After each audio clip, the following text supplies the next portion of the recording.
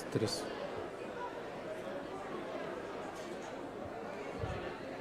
¿Cómo están todos? Muy buenos días. Por favor, les solicitamos tomar asiento para ya dar inicio a este evento. Muchas gracias.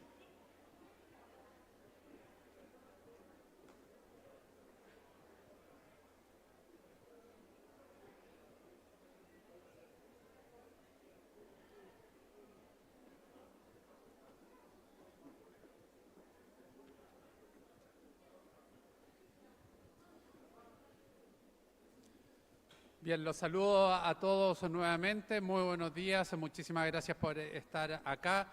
Saludamos especialmente a las autoridades que hoy nos acompañan. Es un honor darles una cordial bienvenida a la sexta cumbre global ministerial sobre seguridad del paciente, que en esta ocasión tiene lugar en nuestro país, en Chile. It's happening in Chile, setting a milestone because it's the first time we have this event in the American continent. As a warning, a general warning, we would like to ask everyone here that during the day, you please remain within the installations of the GAM. This event is a meeting point to promote patient safety at a global level, becoming a fundamental platform for international cooperation in this topic. Since it began in England in 2016, this summit has been celebrated in Saudi Arabia, Japan, Germany, and recently in Switzerland, meeting experts and government leaders to share experience and lessons learned, and successful strategies in the design and implementation of public policies aimed at increasing the safety of those that are at the focus of our activities, patients. Right. Today we meet with more than 40 delegations and more than 50 experts from all over the world to explore the different strategies implemented by different countries in healthcare, dealing with vital issues like the use of IT technologies, artificial intelligence, and strengthening the role of patients and their families in the process of working with them, safety in specific medical care processes, the resilience of health services, and training of the health staff, among other fundamental aspects. We hope that the dialogue and debate that comes from these 2 days lead us to concrete commitments by countries that translate into concrete actions to improve the patient safety all over the world. It's an honor right now to give the microphone to, in the name of the Ministry of Health of Chile, to the Dr. Fernando Taiza, who was chief of the disease control program during 1991 till 2020. He's been advisor for the WHO in microbial resistance and infection control. Doctor, welcome.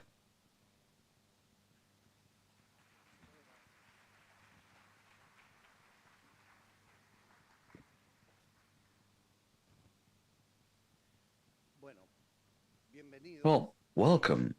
Welcome to Chile. Welcome to this 6th summit, the ministerial summit about safety of the patient. Dear ministers of health and under ministers, attached director of the WHO, leaders of the 42 international delegations that have arrived in our country, regional authorities from the countries that participate, authorities and representatives of the patients that are joining us, and we hope to get your participation, colleagues from the WHO Committee for the Summits. Ladies and gentlemen, it's an honor for the Ministry of Health, to welcome you to Chile in this 6th summit about patient safety. In a world where healthcare is a fundamental right, patient safety is a critical pillar in building health systems so that they are solid, effective, and let us provide the services that the community demands. In these 2 days, we will try to focus on current topics. There will be a lot of issues unresolved to see how we can contribute to the development of these disciplines. Patient safety is not just an aspiration, it's a commitment that we have to take as a global society. Patient safety is a framework of activities that are organized and look to create culture, processes, and healthcare environments that lower the risks consistently and sustainably. It's a commitment that looks to reduce the avoidable damage, to minimize errors and mitigate the impact of these errors when they unavoidably happen. Tomorrow, the minister will tell you a little bit that Chile is celebrating 100 years of the existence of the Ministry of Health. That's why we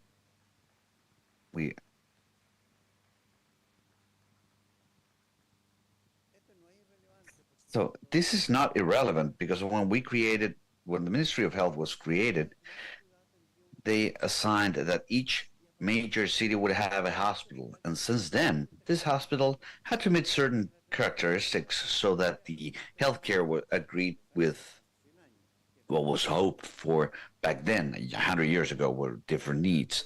And little after that, a bill created sanitary authorization that every healthcare center has to be reviewed by the authorities to see whether if they are in the conditions to work. 100 years ago, Chile has been working in patient safety. We faced common challenges in our countries, in every country, regardless the development level, from errors in medication, risky practices. The causes for damage to patients are diverse, complicated, and affect everything since the most basic attention till the most complex and highest technology service and the most sophisticated at every level of the assistance network. Well, when we started our studies, we need to avoid damage. That's the first thing we were told when we started. We need to look for the major reduction of the damage. The WHO has had and has been a pillar in the promotion of patient safety at a global level, a leadership that's indisputable and that's very thankful, extremely necessary. And from the historical resolution of the Global Assembly from 2002 that for the first time proposes the global need of quality and safety services until the later challenges in critical areas like washing your hands for a clean service, safe surgery, etc. The WHO has led initiatives that have marked a before and an after in patient safety at a global level. The only thing we're going to ask for is to keep going and have more challenges and more things, more tasks to perform. In this summit, you will have the unique opportunity to share experiences, lessons of the programs that have been carried out in different scenarios, different development levels with different complications and difficulties, and the best practices in patient safety. We will analyze implemented strategy by states, the results, the successes, and the ones that weren't that successful, emerging challenges, and the future cooperation opportunities. Topics like adding information technology and empowering patients and family members and the resilience of the health services will be at the focus of our discussion. Remember that patient safety is a continuous commitment from implementing and developing national programs till the publication of laws that establish regulatory frameworks on the quality of healthcare, Chile has shown a solid commitment with patient safety throughout the years since infection control programs that I had to lead for many years until the law of rights and from 2012. We've had significant improvements in the promotion of patient safety, and we have documented this. This is crucial when we want to improve healthcare. We need to be able to measure what we did and show the impact we've had to learn, to correct our path, and to strengthen. The infection control program has also shown us how organized actions and constant actions are established as a culture and sustained over time, especially when authorities include them in the priorities. This summit strengthens our international cooperation for a safer healthcare and with better quality. In the activities, we will have representatives from different related groups like patient associations, academia, service providers, experts, among others. I would like to invite everyone here to actively commit to these discussions to work together for the patient's safety in a continuous process, an active process, to adapt to the new reality, to provide a better health care to our patients. I would like to wish an interesting meeting to you, to be respectful, and we can share honestly what we've done, the successes and failures we've had to move forward. We hope to get your valuable conclusions for tomorrow. And without further ado, I would like to start the sixth summit. Thank you very much.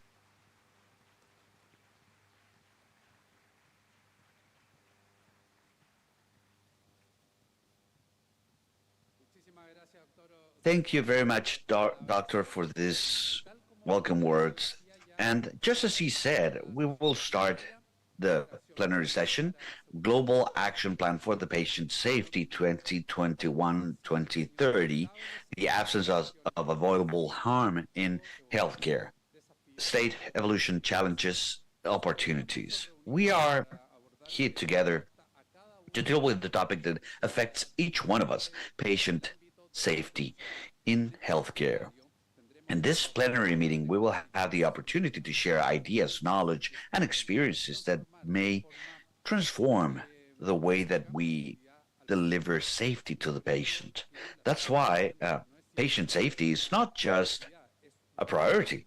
It's an imperative, a moral and ethical imperative that needs our immediate attention. We would like to first introduce Ms. Blanca Peñalosa, advisor of Health Service Quality, and that will give us the first talk about this topic. Thank you very much. Welcome.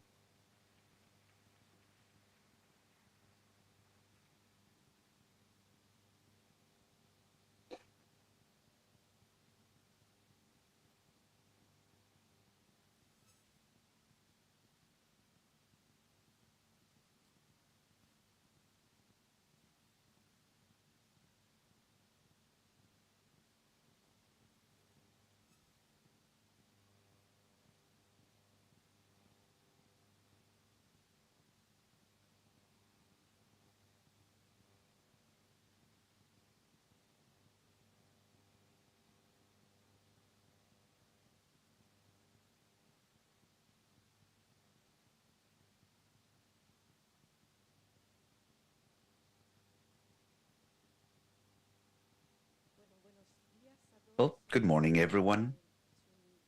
It's a pleasure to share with you this first presentation in the name of the Pan American Health Organization to share some thoughts about the development process of the global plan for patient safety quality, and I want to tell you some aspects related to the development that this area has had in the region. And later, Dr. Linam will share the more global vision of this patient safety plan. The first thing I would like to discuss is something that has been said very recently, which is patient safety is at the focus of all the strategies, all the evaluation strategies and development strategies, the performance of health services or health systems as part of the characteristics of quality of the health services. In every model, every evaluation model, safety as part of quality is at the heart of it.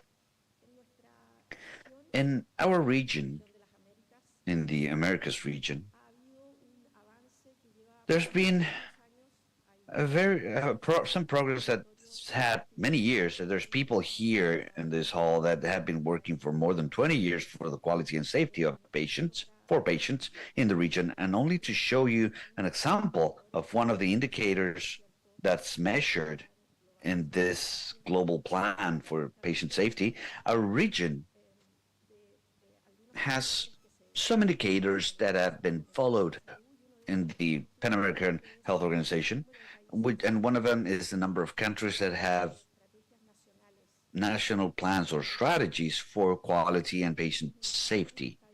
This is information that's available in the OPS webpage. In our region, has 16 countries that have enforced plans for patient quality and safety. Doesn't mean that other countries don't, but they are working on them or they are updating their policies and safety policies, safety plans. And as I was saying, patient safety is in the Americas agenda for a long time. Many years ago, we all remember in 2001 the report from Human Rights from the Institute of Medicine from the US. And in this path where we've created important cooperation networks back then at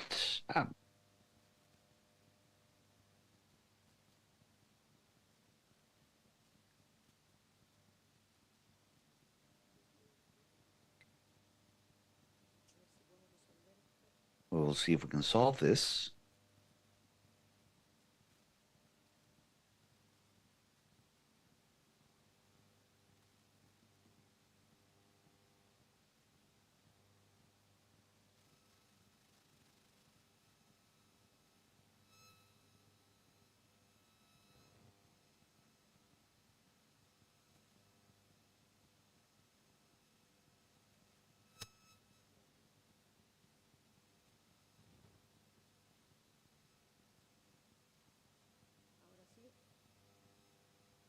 Very well now.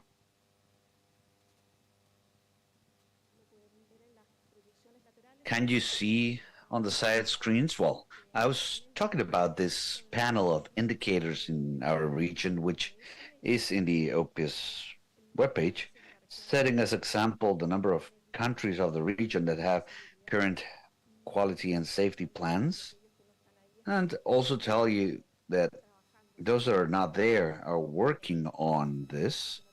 This is not necessarily because it doesn't have any progress, and as I was saying, this safety agenda for the patient in the Americas has been going on for many years. Here's some images from 2008 where we started the first patient group for the patient safety, and the work related to investigation or research in the region with two iconic studies, ideas that were studies to establish prevalence of adverse events in hospitals and first care centers in the region, outcare, and also the participation of the Americas in the global challenges. The first global challenges of washing hands, where Costa Rica was one of the pilot countries, and the global launch of safe surgery back then at the beginning of the century. And today, our region, agreeing to this comprehensive approach, approved in 2019 a regional strategy to improve the safety and quality of healthcare in the region. Last year, 2023, we did the first report of progress. It's about a strategy that has a comprehensive approach that considers three main strengthening areas that every member state has subscribed to. Work related to strengthening strategies, concrete strategies to improve quality, strengthening governance, and the availability of financial strategies to finance every activity, all these activities, because we can improve the quality and safety of the patients if we don't have enough resources. And as an example, this strategy has more than 20 indicators. Just to show you some, the for instance, the indicator there about availability of water and safe cleaning in healthcare centers, where we have challenges because we don't even have enough information. It's an area that seems to be met, but it's not. And other indicators that are very classic for health patient safety, like monitoring adverse events, where the region has had a lot of progress in installing monitoring systems, but we don't have impact assessment systems. To give you some examples. And just to wrap up, which are the main lessons or the main learnings from this year's? Well, first of all, we have progress when we cooperate. And that's why this, for our region, is such a good news to have this summit in our continent. When we start cooperation from patients, professionals, organized communities, etc., we get greater progress. In the need to deepen and progress in research and assessing the strategies and implementation mechanisms for a region, and also in strengthening policies, health policies that allow strategies to go beyond the current government.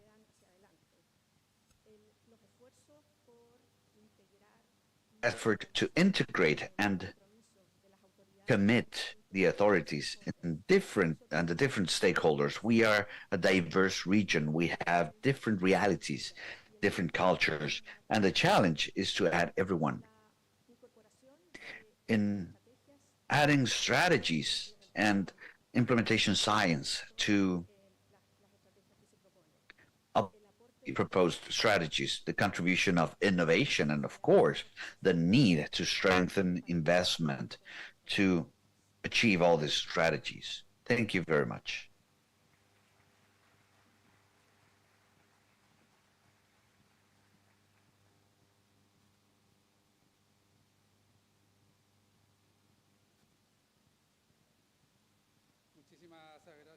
Thank you very much, Dr. Peñalosa, for this interesting presentation. We would like to greet now Dr. Linam Dingra, who's the chief of the patient unit of the WHO, who will give us her presentation. Doctor, welcome.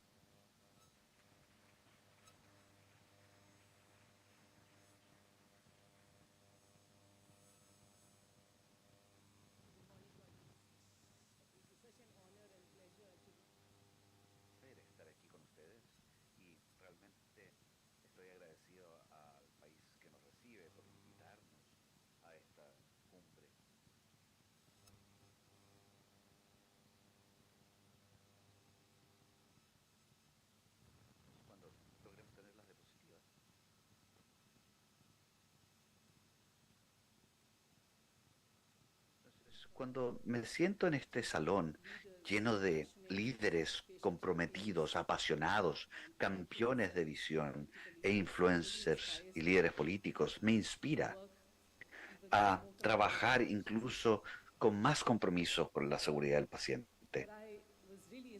Lo que realmente me inspiró y me empoderó este comentario de apertura del país que nos recibe, reconociendo los líderes políticos que tienen que tomar esta acción en la seguridad del paciente. La OMS ha estado en el centro, como todos los Estados miembros, para asegurarnos de que tenemos un viaje para eliminar un cuidado de la salud vulnerable. Así que tenemos estas cumbres. Y alguien me preguntó, ¿cuál es el impacto de esta cumbre? Yo diría, el primer impacto que yo diría es la resolución que se adoptó en 2019 acerca de la acción global de seguridad del paciente, que fue el punto de partida para la seguridad del paciente que se estableciera por la Asamblea Global, como llamar un plan de acciones de seguridad de los pacientes de 2021 a 2030 como un mapa de ruta de la acción de la seguridad de los pacientes. Así que no es incorrecto el decir que el plan de acciones global ha sido una marca histórica en nuestra agenda, en nuestro viaje de la seguridad del paciente. Es algo con lo que nos conectamos y nos inspira y también nos entrega una dirección muy concreta, estratégica para continuar concertando las acciones acerca de la seguridad del paciente. Así que me gustaría mostrar algunos datos, porque me han pedido que preguntemos, que presentemos el estatus y el progreso y los desafíos y oportunidades para el plan de acciones de la seguridad de los pacientes que se adoptó en 2021. Y la primera encuesta de seguridad de los pacientes se lanzó en 2022 para ver la línea base de dónde estamos en la seguridad del paciente y cómo estamos progresando en implementar el plan de acción de la seguridad de los pacientes.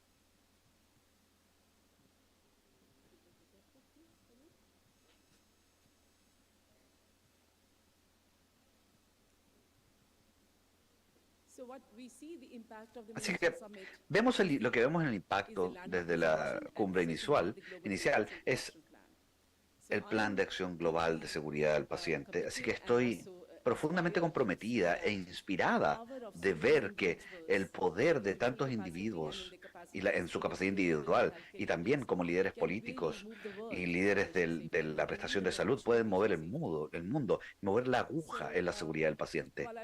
Así que mientras recibo las diapositivas, el viaje de la seguridad del paciente empezó en 2002 con la primera resolución de seguridad del paciente y enfatizó y reenfatizó y reenergizó el 2016 con la cumbre global. Esa fue la primera cumbre en Londres, que empezó una serie de cumbres anuales que han pavimentado el camino para un movimiento global y una gran cantidad de acciones a nivel global acerca de la seguridad de los pacientes. Así que, construyendo los requisitos de la resolución de la Asamblea Global para reportar a la Asamblea Mundial cada 2 años acerca del progreso del plan de acción, lanzó la primera encuesta de seguridad de los pacientes en 2022 y la reportó a la Asamblea Global en 2023. Así que ya tienen mis diapositivas, así que les puedo mostrar.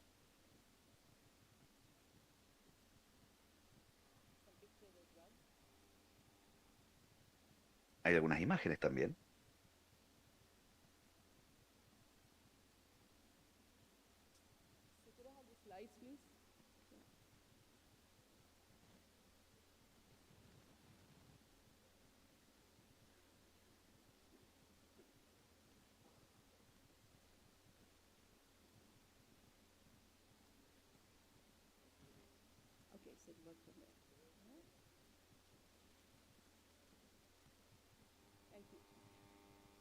Muchas gracias. Entonces, como mencioné, el Plan de Acción Global de Seguridad se adoptó en 2021 y el tema del Plan de Acción es el título es hacia eliminar entrega un viaje hacia cero daño en el cuidado de la salud.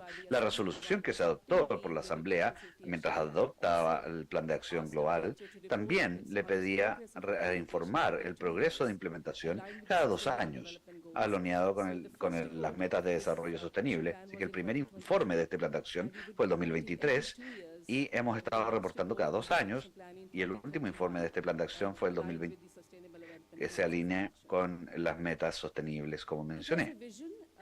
Tiene una visión y también necesito mis diapositivas porque no puedo ver desde aquí.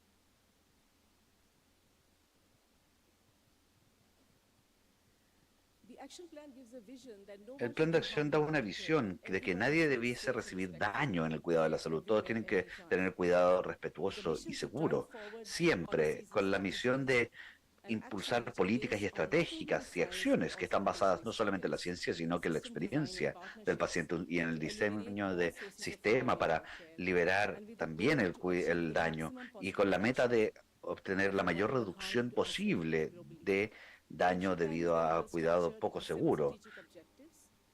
Hay 7 objetivos estratégicos que dan sistemas para la implementación de seguridad de los pacientes. Y estos objetivos son políticas para cero daño en el cuidado de la salud,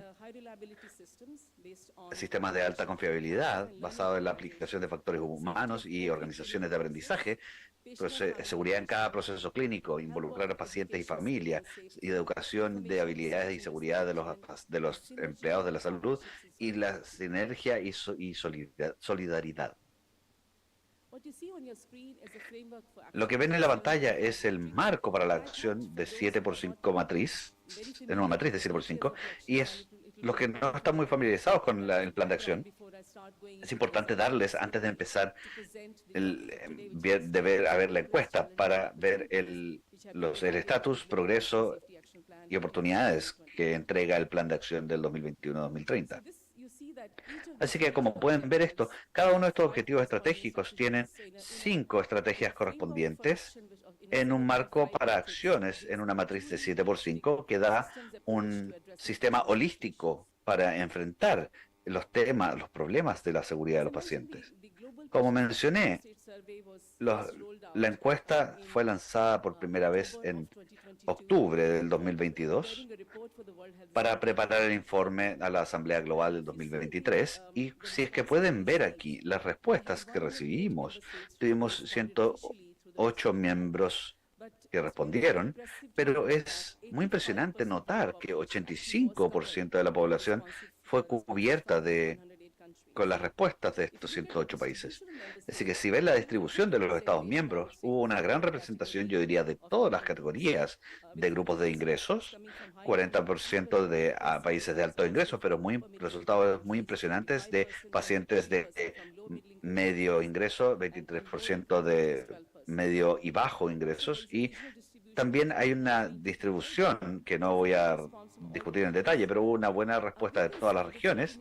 Así que podemos ver con certeza de que la muestra que tuvimos es representativa del progreso general en la implementación del plan de acción.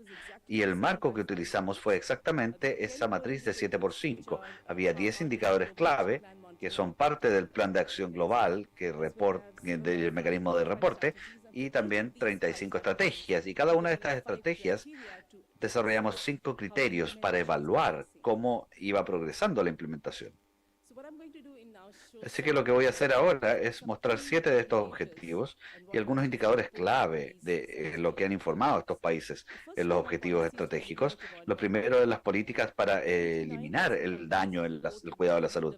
Estos países han reportado que han desarrollado un plan de acción nacional, y estos países han mostrado que han lanzado una campaña nacional para la seguridad del paciente. Así que más del 79% de los países, casi todos los países en el mundo, están preocupados del cuidado de los pacientes desde que empezamos en 2019. Así que la seguridad de los pacientes es una política en muchos países con la implementación que requiere inversión de recursos. Así que para mostrarles algunos ejemplos de iniciativas nacionales que han llevado a desarrollo de políticas de seguridad de los pacientes nacionales y planes de acción, como mencioné, 27 países que informan que desarrollo de planes de acción nacionales, así que pueden ver ejemplos de Sri Lanka, Nepal, Finlandia, Kenia, Malasia, de Reino Unido y también de India, para mostrarles algunos de los ejemplos de esto. Viendo el objetivo estratégico de sistemas de alta confiabilidad, los países occidentales han implementado un sistema de reportar los eventos.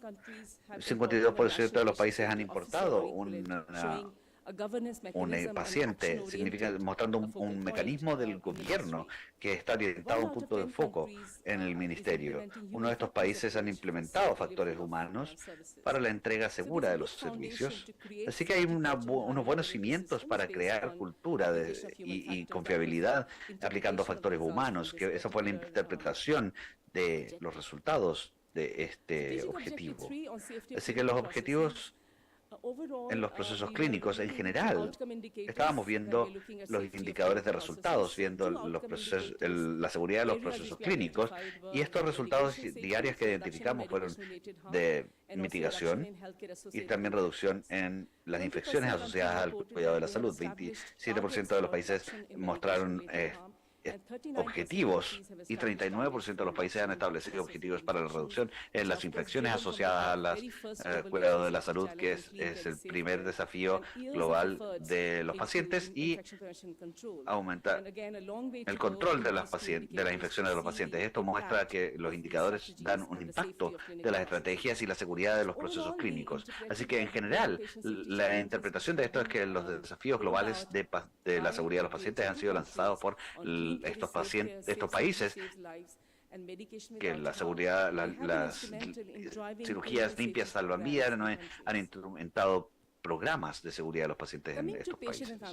Y volviendo a involucrar a los pacientes, es un pilar importante y es la voz más débil que puede tener un gran impacto una vez que se implementa de manera efectiva. Así que hay una necesidad de tener estrategias locales relevantes y que tengan en cuenta la cultura, y solamente 13% de los países han seleccionado un representante de los pacientes en las juntas que lideran esto. Así que tenemos que escuchar la voz de los pacientes en los sistemas, y 24% de los países han involucrado procedimientos que involucran a los pacientes y familias.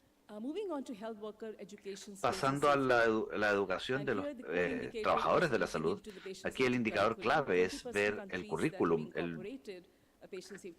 Estos países han incorporado un currículum de seguridad en los programas para educación de los trabajadores de la salud, y han implementado el procedimiento de la OMS, la llamada acción durante el tiempo de COVID. Así que es una inversión importante para la educación de los profesionales de la salud, que es la impresión en general que tenemos los reportes de los objetivos estratégicos. Pasando a la investigación y la gestión de los pacientes, 39% de los países han instalado la participación de los pacientes y el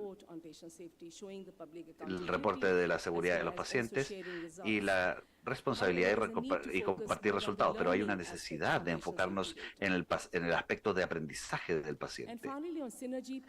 Y finalmente, en la sinergia y la solidaridad, el 22% de los países han establecido una coordinación, dándonos un plan de acciones, y estos pacientes han integrado la seguridad de los pacientes con otros sistemas de salud y international collaboration has indeed catalyzed global patient safety movement, and then there's a need to replicate and integrate efforts at national and subnational levels to see the impact in actually changing practices and improving safety at the ground level.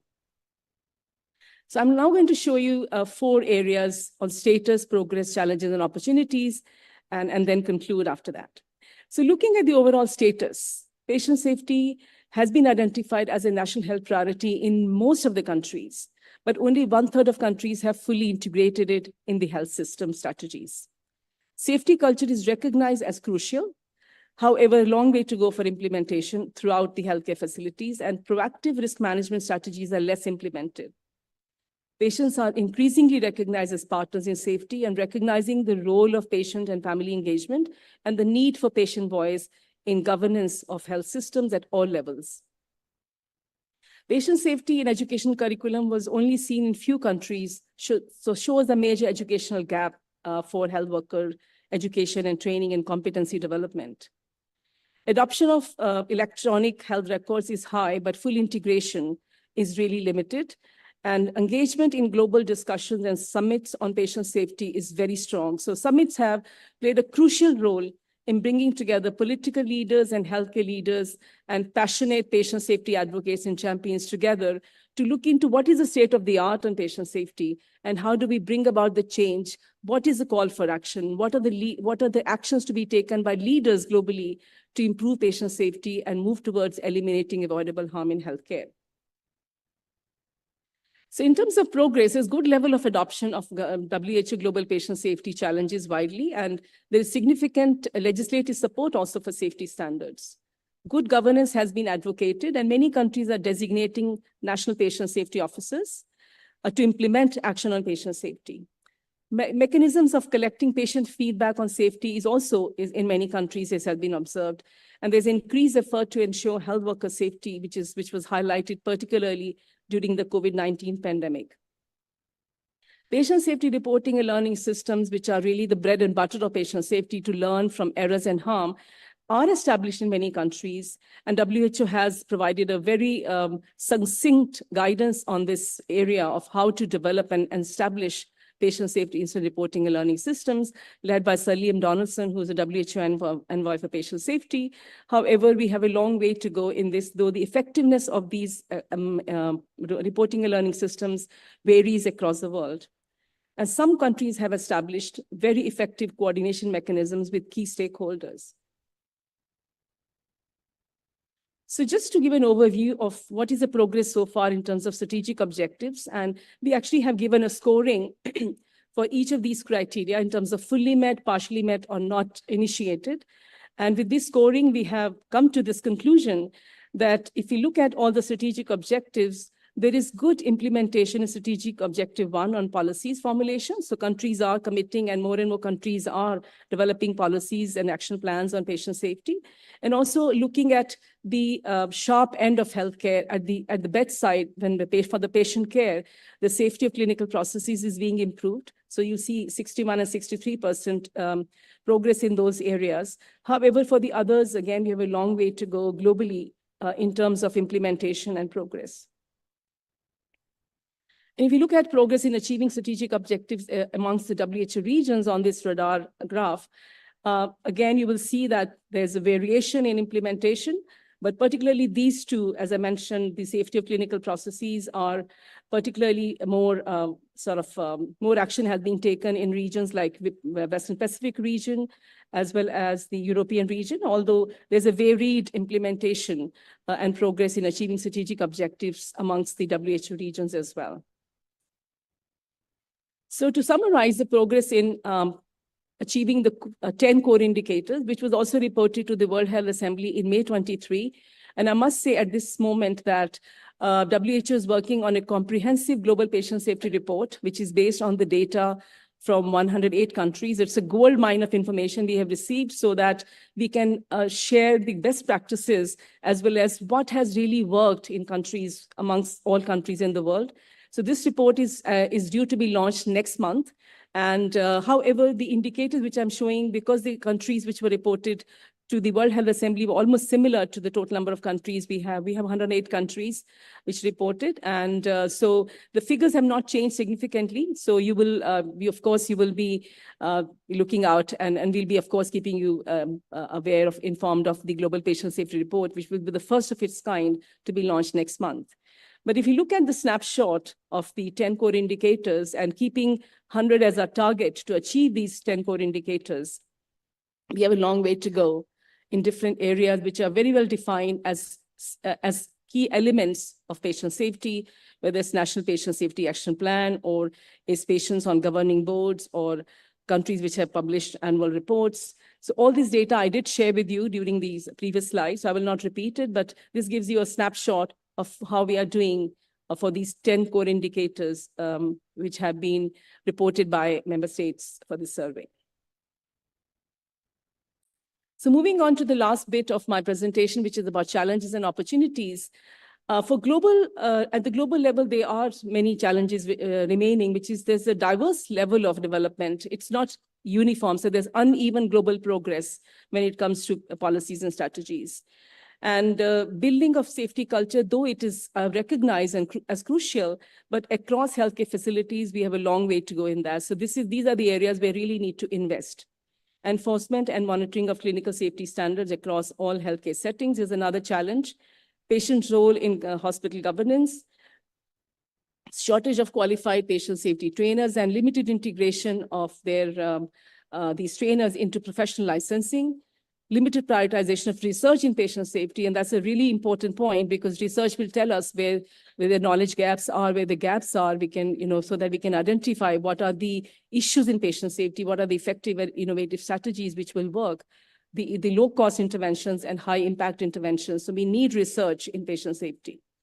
And there's insufficient stakeholder engagement and underutilization of existing networks in some regions. So these are a couple of challenges at global level.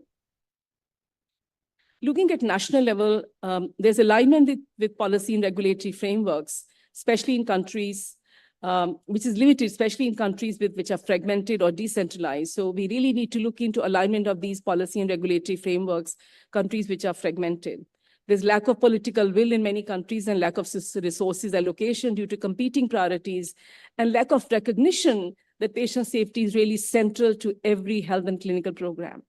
So it is extremely important for us to recognize that safety is non-negotiable. In our care to patients, safety is non-negotiable. So every clinical program, patient safety is an integral element of that. However, it is still seen as a competing priority with other priorities, and there is lack of resource allocation and also political will in countries due to financial constraints and other reasons. Limited healthcare infrastructure and resources, including a shortage of qualified personnel, which I emphasized earlier. So if we don't have qualified professionals and health workers, it is very difficult to support implementation of the action plan. Challenges in changing practices, the healthcare practices, particularly culture and behavior factors, and inadequate data system for analysis to monitor outcomes as well as to identify the areas of improvement in a more objective way. And again, limited intersectoral collaboration and stakeholders engagement, particularly with patient groups, with private sector, with industry. So again, a long way to go to maximize the potential of our intersectoral and multi-program collaboration, multi-stakeholder collaboration engagement. So coming to the opportunities, leaving on a good note that there are huge opportunities which we can avail of and really act on. Huge global momentum has been created by mechanisms which are really effective, such as the Global Ministerial Summits on Patient Safety and the Global Patient Safety Collaborative, an initiative led by UK and WHO together for working with countries, particularly in the low and middle income countries, to strengthen patient safety systems in leadership, education, training, and research.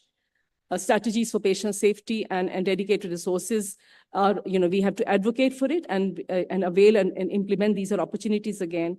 Application of human factors, and enhance application of human factors principles and safety risk management strategies, better adoption of safety protocols in primary ambulatory care, enhance patient engagement in decision-making and hospital governance, and also improve patient safety training and safety competencies for all healthcare workers categories, improve interoperability and data sharing at global level, and strengthen multi-sectoral collaborations and engagement. So huge, again, opportunities at global level. And at national level, again, there's advancement in national patient safety strategies, which are important for promoting safety culture, transparency, and continuous improvement. Improve patient outcomes by actually reducing avoidable harm, so showing the impact through better patient outcomes. Also, economic benefits and increased public trust toward health system is a really important opportunity and impact of safe care. Leveraging technology and innovations and dissemination of effective patient safety solutions through knowledge and best practices sharing, and equitable improvements in patient safety through patient engagement, particularly bringing the patient voice to healthcare improvements.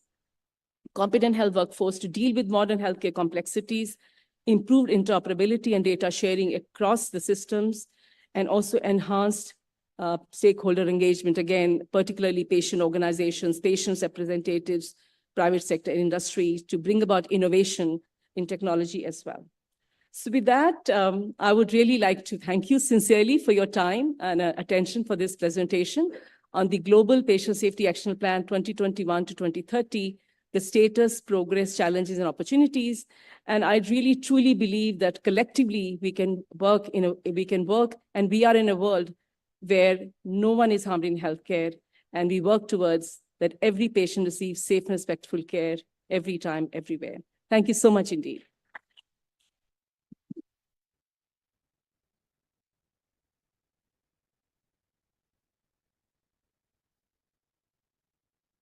Thank you.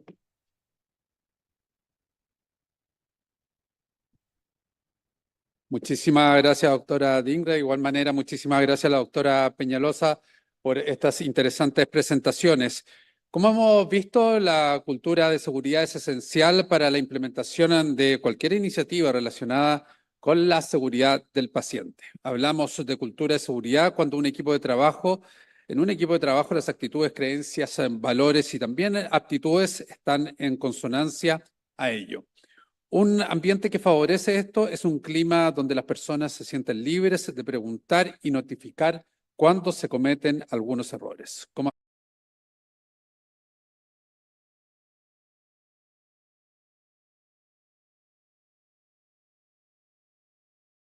al paciente de una atención segura con una cultura no punitiva, los invito a escuchar el siguiente plenario experto. Culture and safe care. I will invite you to some experts panel that will be speaking about the topic. Dr. Peter Carlsson, PhD, member of the Alliance Council, German Alliance Council for the Safety of Patient in the Platform for Safety of Patient from Austria, and the Austrian Awards from Safety of Patients, member of the Federal Commission of Experts in Sanitary Management from the Economical Council, German Economical Council. Welcome, doctor. We remind the speakers that you have 12 minutes tops for your lectures. Thank you very much.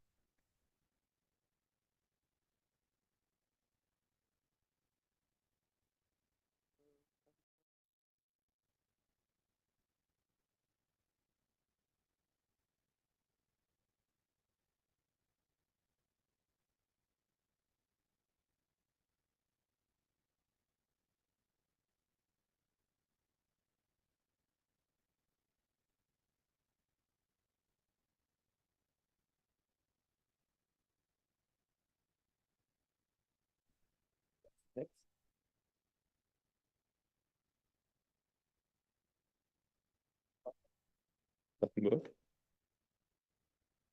Okay. Okay, good morning. Good morning, good morning, family. So I was a member of the summit in Berlin, in London, in Tokyo, in Jeddah, and now in Montreux, and now here. It's a great honor for me to speak to you and give you an insight into the German healthcare system and our patient safety activities in our country. So first, I'm not so fast as Nilam. It's of course, I can't talk in German. I have to talk in English. And I need the script, of course. It's not my language, but you gave me the topic. My topic is how to do liability insurance reward clinical risk management in Germany, and they do it. And so I will give you some insights. But first, I'm Peter. I'm a CEO of a German company of patient safety and clinical risk management since 1995. The company is the Ecclesia, and we'll tell you something about this special company later. I send you the best and peaceful regards from my hometown in the northern part of Germany, where the Peace of Westphalia was signed exactly 375 years ago with the ending of the 30 Years' War in Europe. That is why this city is also known as Osnabrück, the city of peace, and we all are very proud of this label.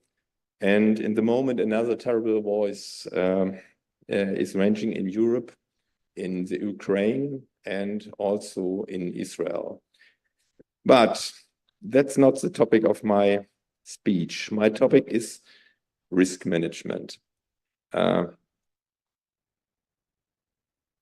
Germany is a country of in the center of Europe, and we are home of around 84 million people.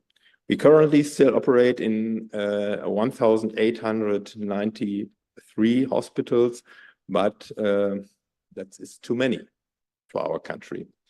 We have 8 beds for 10,000 people in Germany. For comparison, in Chile, you have 21 beds for 10,000 inhabitants. That's Google told me.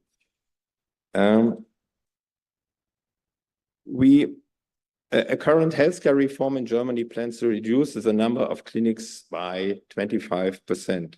And this had an impact of the patient safety and the clinical risk management. We have the most beds per inhabitants in Europe, but are in the middle of the field in terms of the medical outcome. That's a problem. And so that's also a topic, an impact for the patient safety.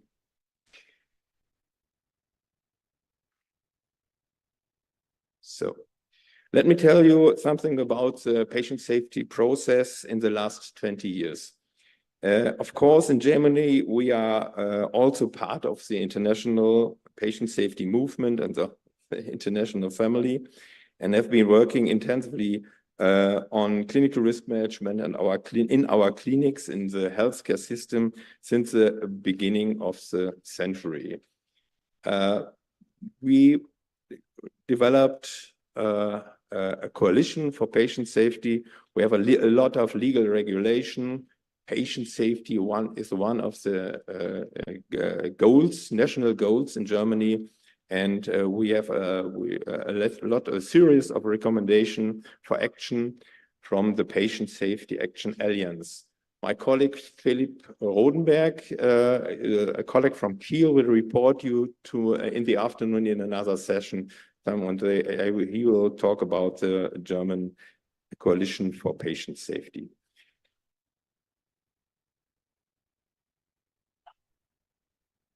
So that's the company, Ecclesia.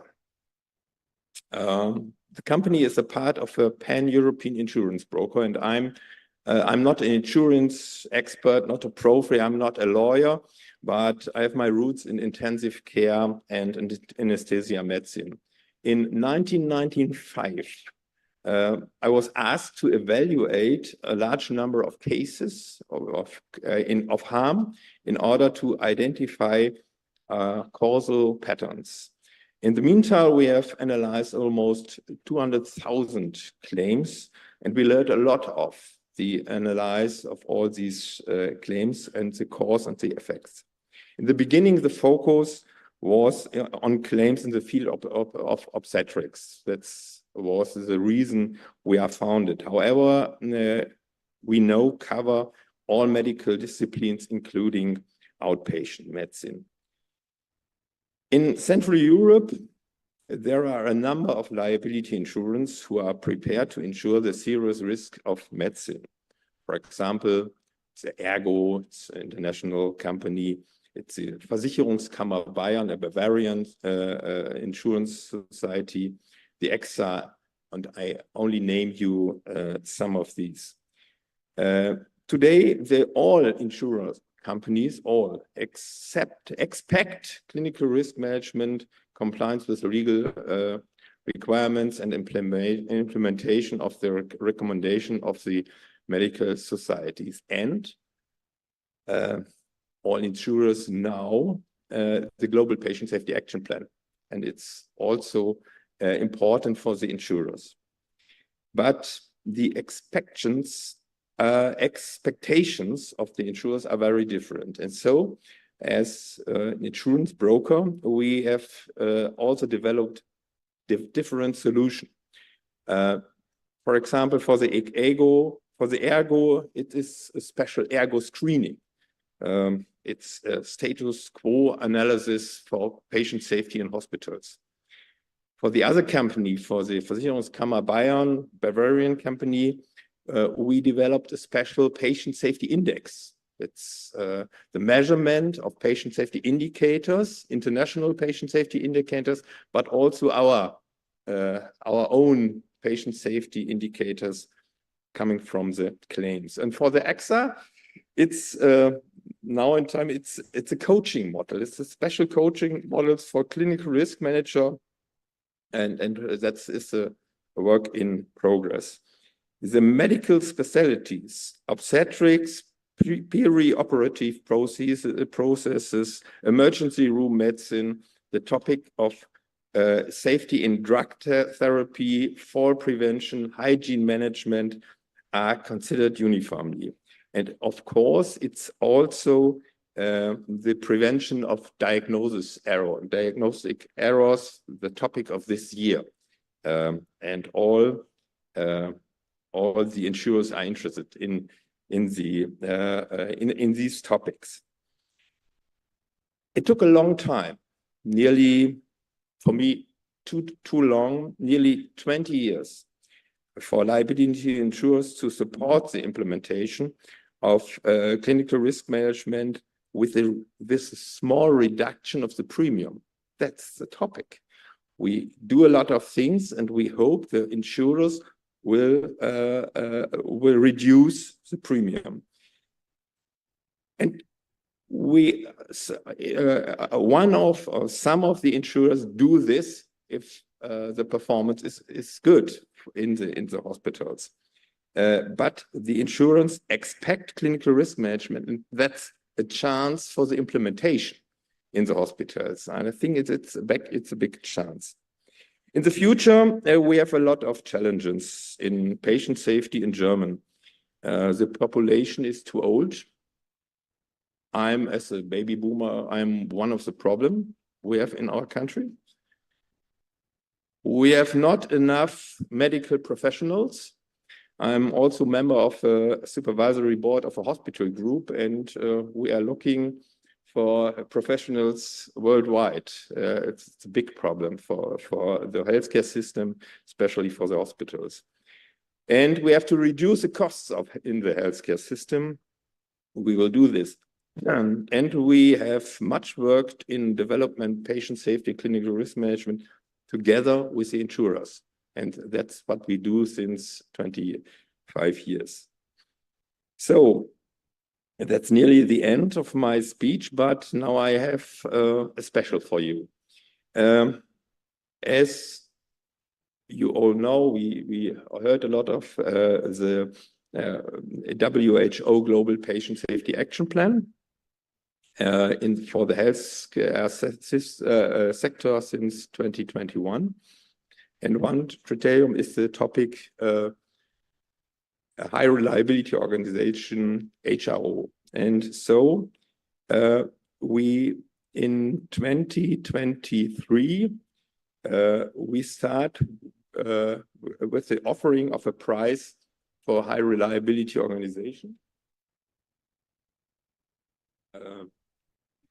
The cover of this award, that's the Patient Safety High Reliability Award for Germany, for Austria, and for the Switzerland. The cover is the west of coming from Jeddah. We as Ecclesia will present the WHO Award for High Reliability in Medicine and Care in Germany, Austria, and Switzerland in this year, the second time. And we could make an expectation for a project coming from Chile. Perhaps it's also a good idea to start a campaign for a global HRO award. Perhaps it's only an idea. Thank you for your attention. That was my part from Germany.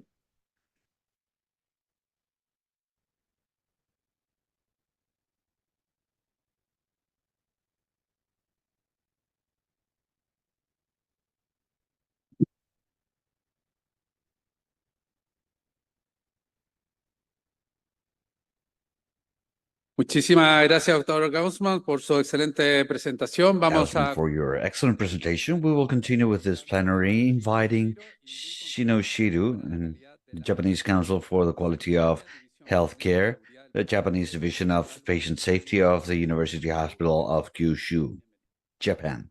Welcome. Presentation slide. Next.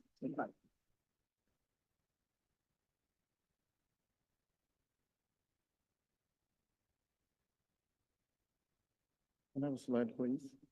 Okay. Okay, good. Very good morning to you all. And my name is Shin Shiro. I'm from Kyushu University Hospital, Japan.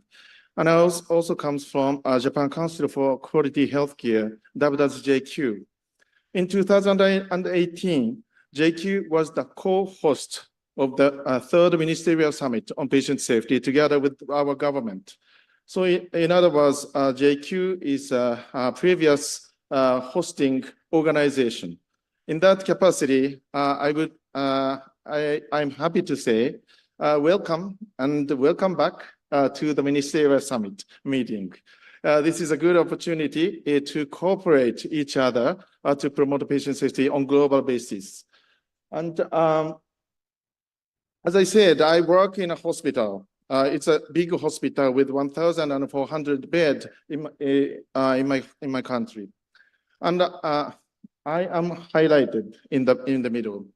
I'm working as a deputy director of the hospital, and I also work as a chief patient safety officer in my hospital. And I work closely with my with director of the hospital. And our major concern is the lawsuit and the quality of care. So in my region, it is called the Fukuoka region in my country, there is a stakeholder meeting chaired by district court, joined by 4 university hospitals, including me, and defendant lawyers and plaintiff lawyers. And we occasionally hear voices from indemnity insurance companies. Our clinical procedures should not be too audacious, but our clinical procedures should not be too defensive. So this is a body not to negotiate, but to study on how to achieve the justice and ensure a quality of care. And I said occasionally the indemnity insurance company joins in the stakeholders meeting. They provide insurance products, of course. And it's a liability insurance. So it means that, their products, their insurance only works when our clinical procedure is negligent. And but I admit that there is a specific clinical case like cerebral palsy, which is very difficult to determine whether the procedure is negligent or not. So in my country, we introduced no-fault compensation system backed by no-fault insurance products. So I'm working in JQ, and here you see the lineup of JQ's project related to safety and quality. And one of the project is no-fault compensation system for cerebral palsy. And at this point, I'd like to stress that most of our projects are operated together with patient representative, families representative. So in other words, co-creation and co-production.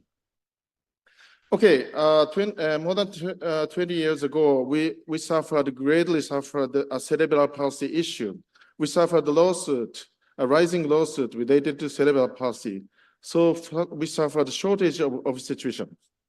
So the leading political party, it is called the Liberal Democratic Party, launched a framework to launch a new novel compensation system, which is no-fault compensation system.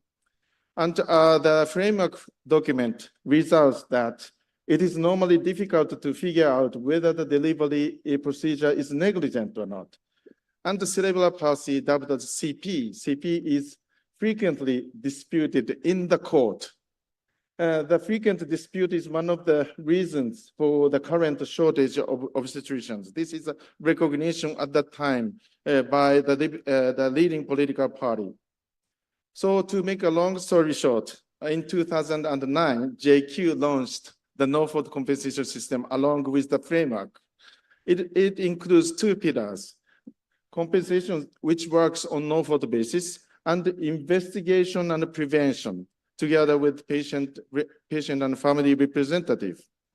And what is important is that we publish investigative report, and which is delivered not only to medical professionals like childbirth facility, but also it is delivered to families so that family would know details about the delivery they went through. So we respect patients' rights, families' rights in this way. Okay, you might want to know where the budget comes from. It comes from national health insurance budget, and JQ collects insurance premiums. But JQ, what is important is that JQ works with the indemnity insurance firm consortium, joined by Tokyo Nichido or Tokyo Marine Nichido insurance company and others. They are top 4 Japanese indemnity insurance companies. So indemnity insurance plays a great role in running this no-fault compensation system. And you also know that indemnity companies works in private sector, but the profit margin of this insurance products is strictly controlled under the vigilance of steering committee of this compensation system. And here you see the figure of eligible cases. We start with 419 eligible cases in the very first year. And we were successfully observed steady decrease in the number of approved cases. In other words, we were successful in reducing harm. And in 2015, you may see a small notch, small rise. It means that we were allowed to expand eligibility criteria because this system is really successful and really beneficial to our society. And come to think of the quality improvement, we made a comparison study between 2 time points. The investigative report, bunch of investigative report published in 2009 and 2014, and it turns out that many procedures dramatically improved. And then you may want to see the trajectory of lawsuit cases. The bar chart corresponds to entire medical specialties, and the line corresponds to OBGY, obstetrics and gynecology. And I'm proudly say that we have observed the rapid decline in the number of lawsuit cases related to obstetrics and gynecology. And with this slide and onward, I'd like to talk about cooperation. This is a newspaper article from the Times, the British media. You may notice that people have similar report. This is a report called Okenden report. Donna Okende is a midwife who led the investigation of poor quality of care. She investigated more than 1,000 cases, more than 1,000 childbirth cases, and 200 cases were dubious in terms of quality of care. So this is what is happening in our like-minded country, United Kingdom. So this issue was discussed in UK Parliament, in select committee of UK Parliament. And I was invited to describe our system in the select committee chaired by Right Honorable Jeremy Hunt, who is the former Secretary of State for Health and incumbent Chancellor of Exchequer in the United Kingdom. And I described our compensation system together with the international experts from New Zealand, Sweden, and Virginia state of the United States. And then our data is included in the official report of the select committee. And last year, Imperial College London, who have took the lead in this space for a long time, published a report called Global State of Patient Safety 2023. It includes 9 case studies from from many countries. 5 from UK, 2 from US, 1 from New Zealand, and 1 from my country, which is no-fault compensation system. This is a report, but it's web-based report. So it includes my interview, which described our compensation system, and I described the achievement by this compensation system. And this report was launched in a small reception in the House of Lords in December last year, and I joined that reception. And all my UK colleagues were there, and Mr. Jeremy Hunt was there, Victoria Atkins, incumbent Secretary of State for Health was there, and Aidan Fowler, National Patient Safety Director was there, and Henrietta Hughes, a Patient Safety Commissioner was there, and Neelam Jingla from WHO was there. So I even met the family representative like Milop Hills, and James Titcomb, who lost their child. So I was impressed by that, that we should work together to co-create the global project for patient safety. And this reception was chaired by Professor Lord Aladarzi Denham, who works in the House of Lords, and I really thank him for inviting me. Okay, last year, the Times British media launched a one-year project on patient safety, on quality of care in new NHS England. And this February, they published a report. It includes 10 recommendations. Recommendation number 5 clearly touches on no-fault compensation system. And I'm going to switch the country from UK to Malaysia. I was invited by Academic Society of OBGY Malaysia in 2019, and on that occasion, I met Health Minister, Dr. Zulkifli, in his office, and I described our compensation system. And after that, Malaysian experts held introductory committee to design the no-fault compensation system that fits local context in their healthcare system. And they have already published a report of the design of the compensation system shown here. It is entitled "Proposal for Compensation Investigation and Prevention of Cerebral Palsy in Malaysia." So there was a political confusion after that, but I'm happy to learn that Dr. Zulkifli has been back in his office in Health Ministry since December last year. So I expect more progress in Malaysia.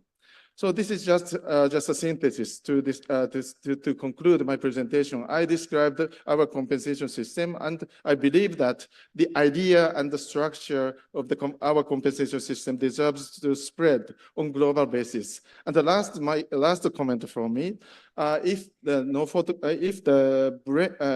cerebral palsy issue and associated conflict may take place in your country, I suggest to you that you should get prepared for it. So that's all I have brought to this valued occasion. Thank you very much. Thank you all.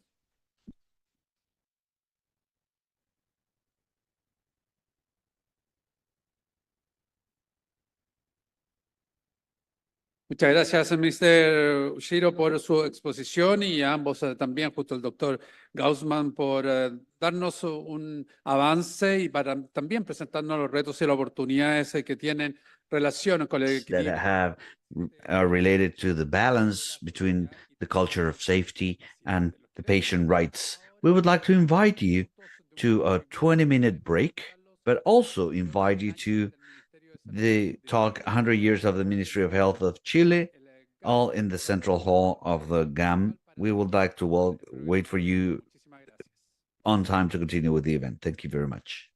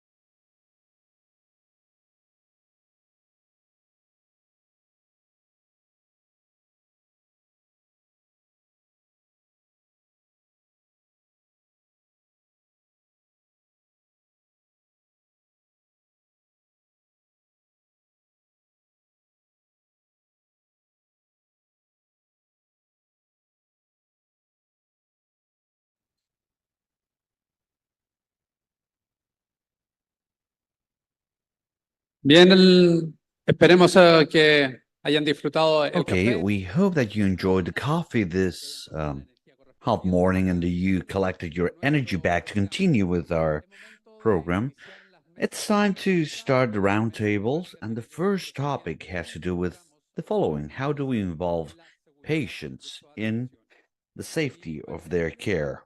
And for that, there will be a panel, as you're seeing, of remarkable professionals, and this will be moderated by Dr. Julio Sabido, who's the Under Minister of Health and Well-being of Belize, and who we welcome and give the microphone so he can moderate this roundtable. Thank you, Christian. Everybody. I know we're a bit short on time, so I will start and we'll try to keep it very succinct. But these are very important panelists that we have up here that will share their experiences with how they have interacted with the health system as it relates to patient safety. So first of all, I'd like to introduce the panelists, and I'll start with Mr. Matthias Weigel. Professor Matthias Weigel is a psychologist and professor of patient safety and director of the Institute for Patient Safety at Bonn University Hospital, University of Bonn, Germany. The IFPS investigates various research topics around patient safety, such as patient involvement in patient safety, safety culture, work and health status of healthcare workers, transient safety, technology, enabled teamwork, and the application of artificial intelligence in clinical practice. He's also involved in health professions education, including projects on interprofessional skills and competency development in interdisciplinary training rooms, for example, in obstetrics. So welcome, Professor Weigel. Thank you. Next, we have Sandra Marcela Cortez Gomez. She's a nurse, MHA, MBA, and is the Director of Nursing, Fundación Santa Fe de Bogotá, Colombia. She has extensive experience in the care of critically ill patients, operational and administrative management of clinical and surgical services, standardization of care processes, and in the integration, management, and leadership of administrative care projects that support the delivery of safe, timely, and humanized nursing care to patients and their families.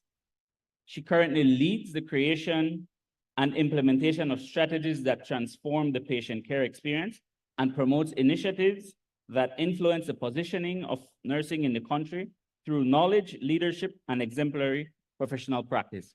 Welcome, Ms. Cortez. Thank you. Bienvenida. Ms. Ikuko Toyoda is the president and co-founder of the NPO Kakeshi, which means Puente. I'll say this in Spanish, que conecta a pacientes, familiares y personal médico con el objetivo de apoyar al personal médico y promover una mejor comunicación y diálogo para la seguridad del paciente. Facilitadora del diálogo médico, defensora del paciente, Centro de Rehabilitación IMS, Hospital Katsushika de Tokio. También trabaja para diversos comités de seguridad del paciente en el Ministerio de Salud, el gobierno de una prefectura y hospitales universitarios. Welcome, Ms. Toyoda. And if I may start with Ms. Toyoda, I noticed that of the three panelists, she is comes from as a patient herself, it would seem from the biography. So I'd like to ask, what is it that got you involved in patient care, coming from that cadre of not staff, but from that part of the community?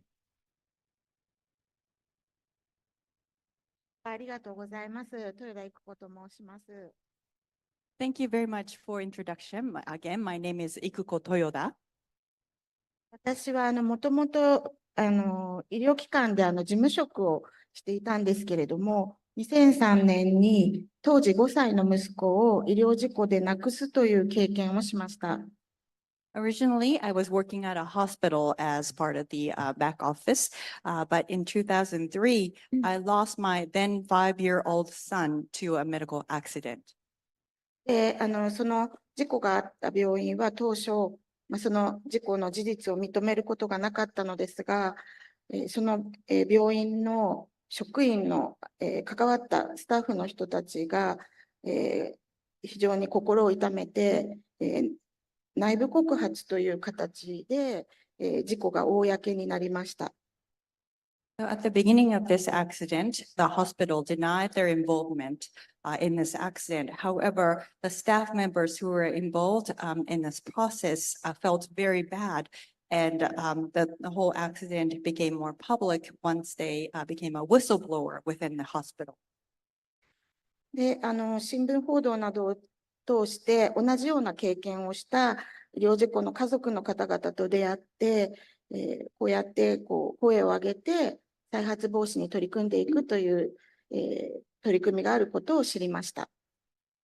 And through this experience, I met other families who went through the similar experiences. And I realized that it's important to really voice our concerns so that we can work on preventing the recurrence of such incidents. で、その、遺族の人たちとの出会いだけではなくて、心ある医療者の方々と出会うことができて、ある一人の病院長と出会うことになって、その病院長から、患者の視点で一緒に医療安全に取り組んでほしいということで、病院の職員になって、患者と医療者をつなぐ取り組みが始まりました。And not only with the bereaved families, but I also built a relationship with medical workers. One of them was a director of this hospital, and he asked me to work for him and at his hospital from the perspective of patients. And he wanted me to work with him to make sure that there is more medical safety. And I started working at that hospital to connect the patients and the medical workers. ですので本日は私は自らが、患者参加をしたという立場で発言させていただけたらと思います。どうぞよろしくお願いいたします。So again, today I will be speaking from the perspective of patients and its families, from the experience of getting involved in the process. So I'm very happy to be here. Thank you, Thank you. Ms. Toyona. And following up, thank you.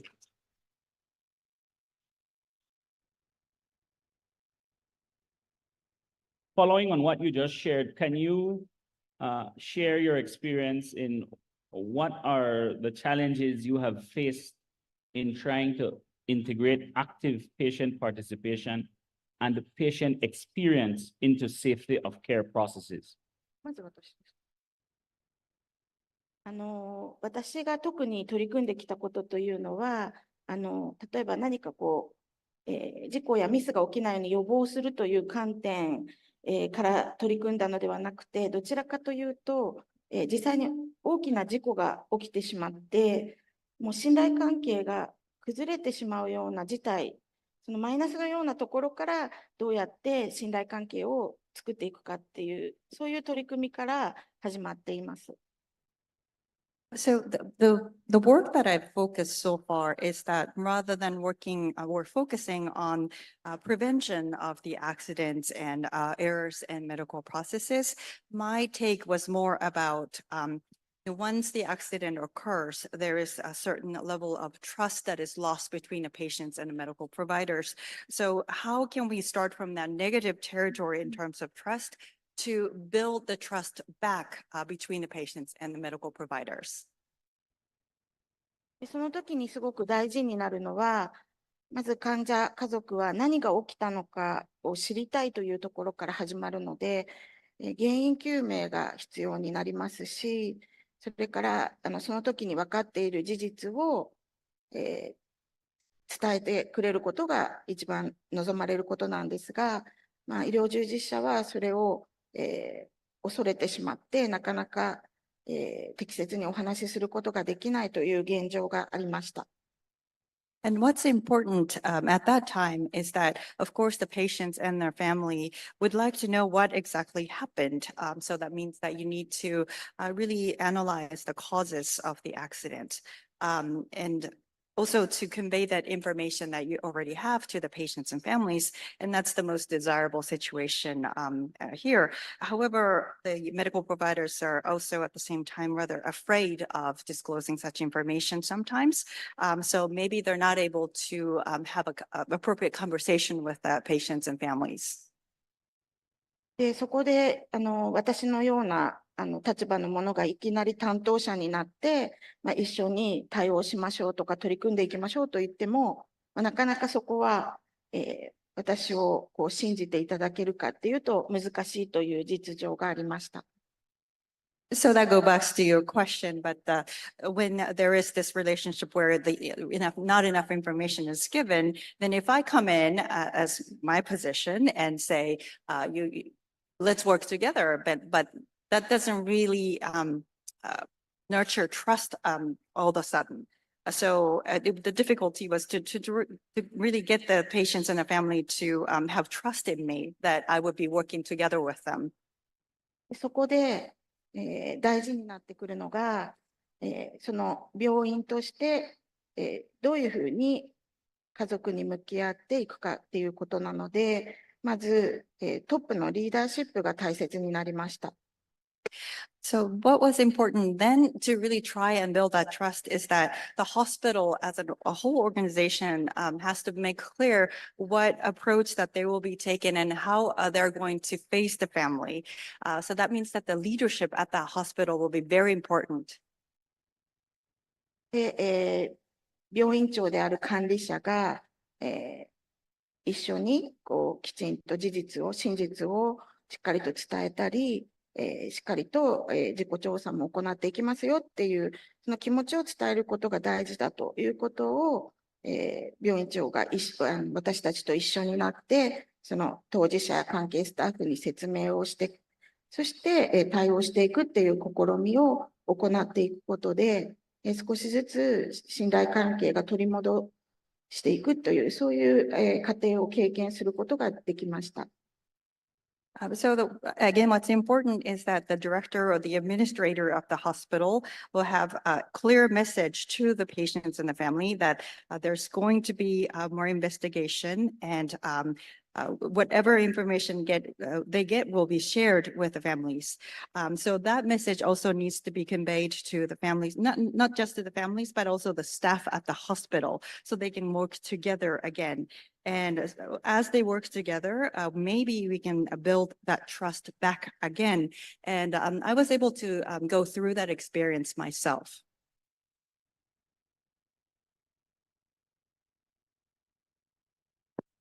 No? There we go. Mr. Ra, you mentioned leadership and you mentioned trust. I'd like to follow up on that, and it's a two-pronged question. How, in your view, can healthcare facilities promote a culture of participation and collaboration between patients and healthcare professionals in safety? And along those same lines, your perspective of what is the key role of healthcare professionals in encouraging patient involvement in safety of care?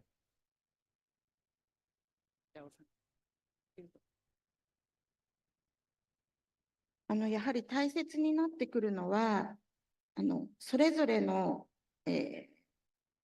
立場とか事情をお互いにこう分かっていないっていうのが前提にあるということを、この実践を通して感じました。The one important thing that we need to really realize from the get-go is that we all have different situations, and we have to know that we don't know the other party's situation, and we have to start from there. で、私の場合は、息子の事故の時に内部の職員が、このままでは病院として良くないんじゃないかっていうふうに心を痛めてくれた人たちがいたので、そのことによって、病院の職員がさまざまな問題を抱えていたり苦しんでいるっていう事実を知ったので、やはりお互いに相手の実情を知って、そこからどうしていったらいいかっていうことを、共に考えていくことがすごく大事だというふうに思っていますので、まずはそこをやっていくことの大切さを理解している人たちが行動するしかないと思っています。So again, in my case, when I lost my son, there were a group of workers at the hospital who felt really bad, and they realized that it was not good for the hospital either to keep it within that information to be kept inside the hospital. So they started, taking actions, and I understood that there were people who felt that way about medical incidents within the hospital too, and they really suffered from that experience as well. So we gained understanding about each other from that experience. So I think that's really important for us, all of us, to know, what the other parties are feeling and thinking. And then we can start working together and thinking together. And for the moment, I think there were only a handful of people who understand that. So, those of us will have to start our initiatives. そのため、その次の質問にも関わることなんですけれども、最初は恐れていた医療従事者が、患者さんや家族と向き合って、事実を伝えたり、一生懸命起きた出来事を調べようとしたりする姿勢を見た患者や家族が、一生懸命そういうふうに取り組んでくれてありがとうとか、本当のことを話してくれてありがとうとか、怒鳴ってしまってごめんなさいねとか、そういう言葉が聞かれるようになっていったので、それを聞いた医療従事者は、こういうことを伝えることが大切なんだっていうことを認識してきました。そのため、それを分かった人たちは、恐れないようになって、その実践の大切さを分かっていった人たちが広めていくっていうことになっていきました。And this is something that relates to your second question, but in the beginning, as I talked about earlier, the medical professionals were afraid of sharing information with the patients and families. But as they started working on this more earnestly, then they started sharing more information and making investigations regarding the accidents. And that approach was seen by the patients and the families. And they started saying, thank you for really being honest with us. Thank you for making that investigation. And I'm sorry for yelling at you earlier. And so we started hearing more in conversations like that. And the medical professionals started realizing that it's very important to tell the truth and share the information with the families. So that really gained understanding from both sides. And once you go through the experience, you know how important it is. And then you start doing more of those, and this approach gets more disseminated. Thank you. Mr. Ura, thank you very much for sharing your insight and your experience. I think it is well received, and it is their experiences that I guess the entire community will be able to build on. So thank you very much. I now move to Professor Matthias. Professor Matthias, from your perspective where you sit, as I was reading your biography, it's a very academic background, very evidence-based, which is what should be driving data and our experiences and our decisions. In your mind, what are the most effective strategies you have found in your work settings for involving patients in the safety of care? Yes, thank you first for the invitation and the opportunity to speak here. And as a scientist, we have some information on potential effective as well as rather ineffective or maybe not yet proven effective measures. And in terms of most effective measures, we know that engagement of patients in medication reconciliation, for example, in anticoagulation medication, is an effective way to improve safety, as well as in self-management of chronic disease. There is promising data that involving patient is a feasible option to improve safety.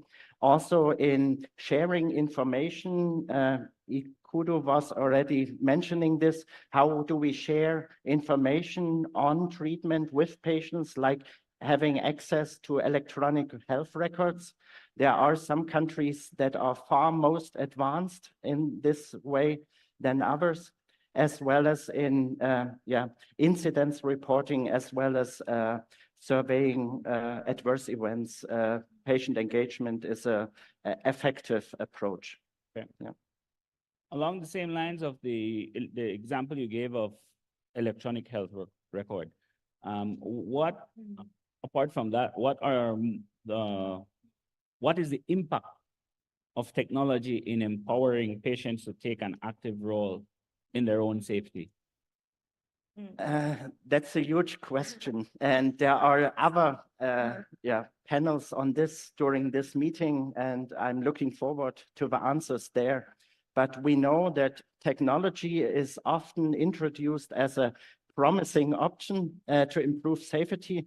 However, once we face the challenges in everyday clinical care, introducing new technology, we often see large obstacles and inefficiencies. So this is the same with patient engagement measures, which are technology driven, and we need to understand how stakeholders and especially patients use the technology and how this use or utilization can actually improve safety. And that's a huge challenge that is still ahead of us. Yeah. Great. I agree 100% with the technology.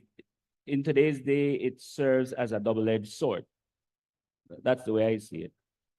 From your perspective, how can healthcare facilities promote a culture of participation and collaboration between patients and healthcare professionals in safety? If you ask me as a scientist, I may be the wrong one to being asked. Maybe you ask Sandra as a clinician or nurse, or Ikuko as a patient, because they see the everyday challenges of involvement much better than I do. But we know from the literature that many clinicians or healthcare facilities face so many challenges nowadays, and workload is so intense and so high, and that we simply expect more patient engagement or involvement. This is often the wrong approach, because the clinicians nowadays and nurses, they struggle with so many challenges that simply introducing another request may fail instantly. So it's about acknowledgement, as Ikuko was pointing to. It's also finding a language for the conversation, as well as providing resources. And this is very essential for what we found in our research. Healthcare facilities that provide resources in terms of time, in terms of financial resources, reimbursement, they are much more successful with patient engagement measures than if there are no resources provided. Yeah. From the research, do you recall any data or any studies that would talk about the barriers, the common barriers to effective patient involvement in safety of care? And if so, how could were there any conclusions on how this could be overcome? I wish there was a golden bullet, but like in many other patient safety improvement measures, it's always a compound or a combination of various measures that are effective. And as we heard this morning, it's about a multi-layered approach within institutions, in the interaction with patients, as well as on the legislation level, regulatory level. And this combination of various measures is mostly promising. So it's not this particular one effective measure that is instantly improving patient engagement, I suppose. Yeah. From the legislative perspective, what concrete actions can health policymakers take to strengthen patient involvement in safety of care at national and even international levels? I guess we heard this morning already some very good examples how we can regulations acknowledge a certain strategy that have been put forward by the WHO or national patient safety agencies.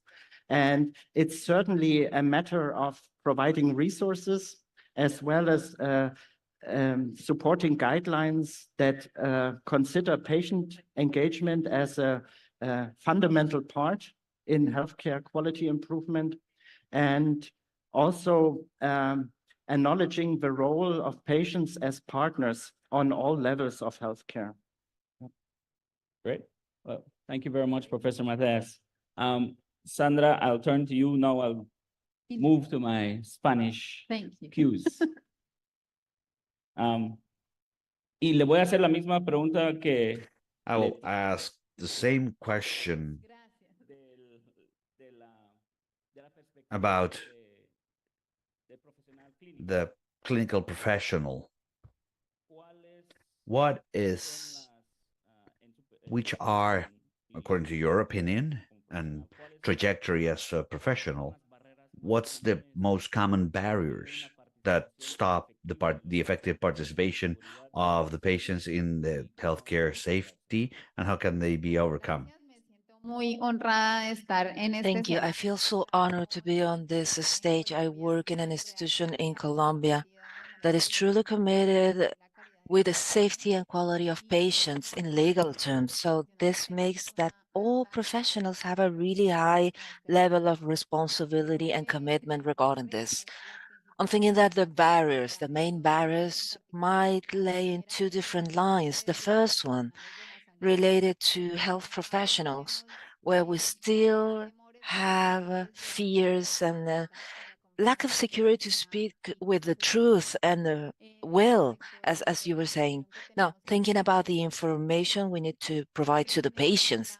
So I do think we need to put the level of the conversation on from the different professionals of health to patients. It is not necessary to have the authority and to generate a distance between patients to establish a gap.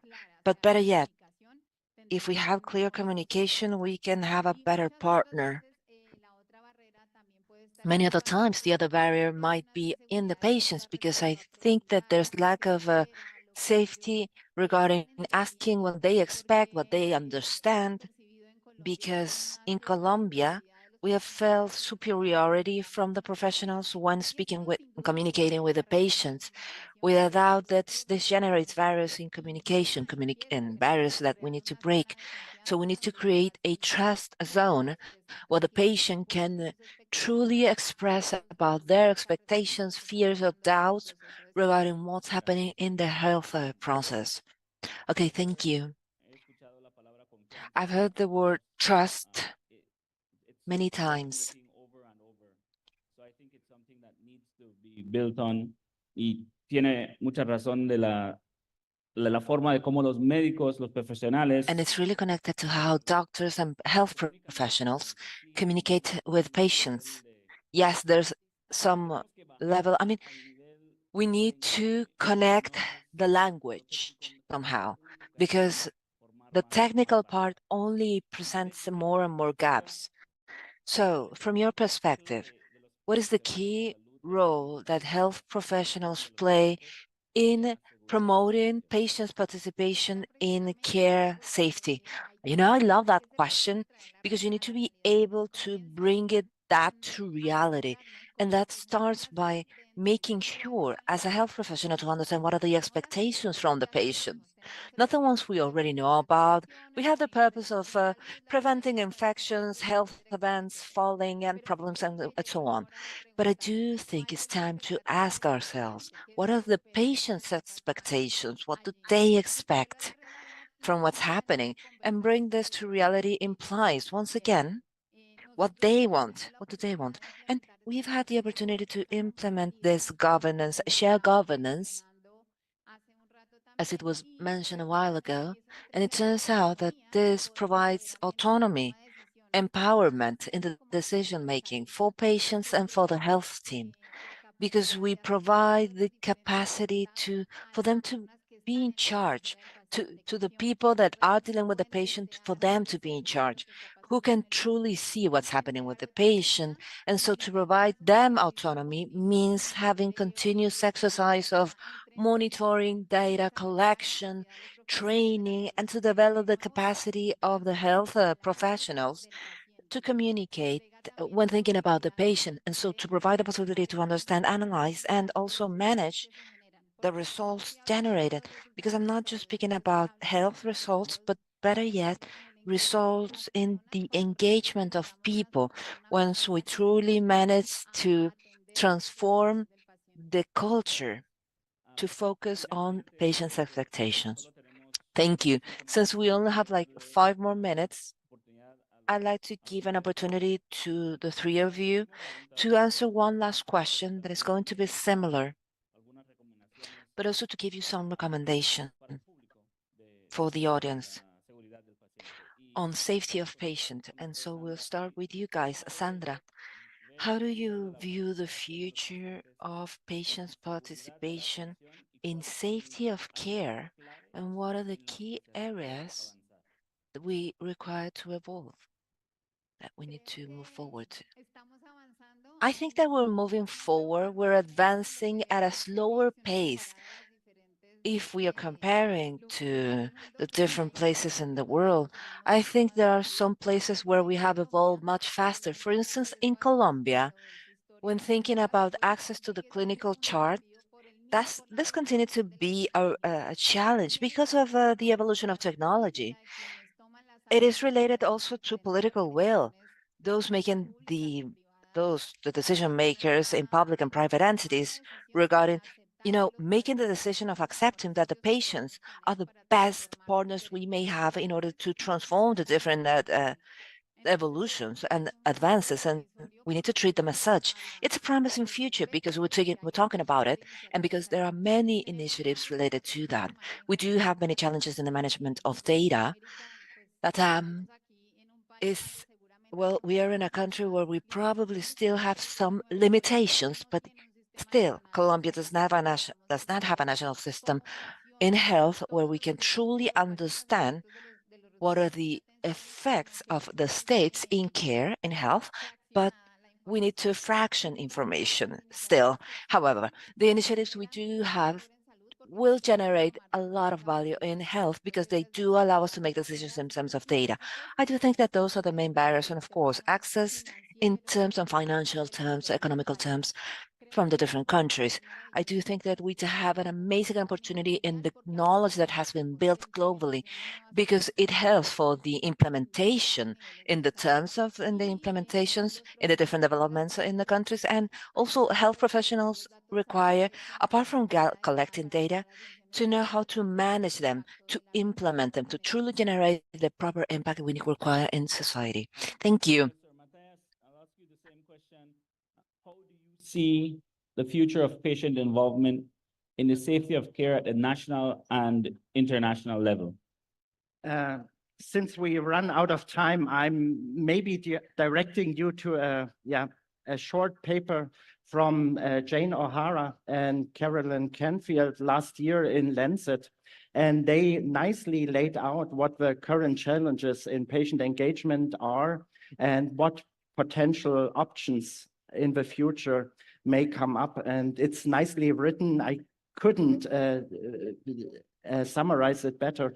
But one of their key statements in the end is that we often expect to engage patient in current existent healthcare systems. And we know that our healthcare systems have a lot of challenges and a lot of faults and tricky problems, and that engaging patient may eventually mean to build new systems and to reform our systems so that we have patient as partners, and that we do not can simply expect patients just to engage or just to involve, and that suddenly everything comes better.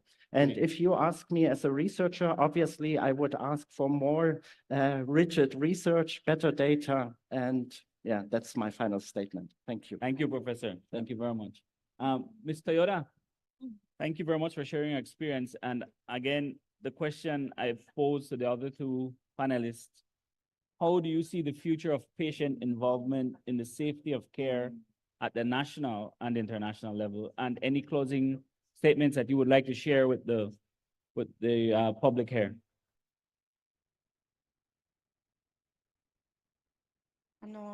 例えば私が患者さんの、相談を受ける窓口を立ち上げているときに、医師に、どうやって伝えたらいいかわからないっていうことで相談がありました。で、それは、1人や2人じゃなくてですね、先生に嫌われちゃったらどうしようとか、理解してもらえなかったらどうしようっていう相談があったときに、私のところで、その伝え方の練習をしてから先生のところにお話に行ったっていう方がいました。で、その後上手にお話が伝わって、本当に良かったってほっとされる患者さんを何人も見ました。Just to give you an example, when I was trying to establish this center for talking or consulting patients before they go talk to the doctors, because a lot of patients didn't know how to convey their message and how they're feeling and what they're going through to the doctors in the right language to them. And it was just not one or two patients. There were many who were worried about the doctors not liking them, doctors not understanding them. So they actually did a practice with me and how to talk to the doctors. And they went to the doctors after the practice and they came back to me and said, he understood or she understood, and they were very relieved.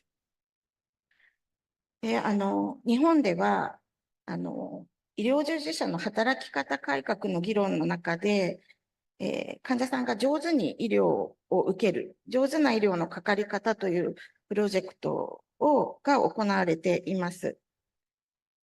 And in Japan today, as part of the initiative to really change the way the doctors work, part of that is actually educating, or it's a project for patients to really work well with doctors and how to get involved with them. で、これは医療従事者の働き方の問題だけではなくて、非常にこれは当然ながら安全に関与することだと思っていますので、上手な医療のかかり方というキーワードというのは、患者さんがやっぱり自分の、国の、自分の住んでいるところの地域の実情を知って、どうやって参画していくかというのを患者さん自身にも考えてもらうきっかけになると思うんです。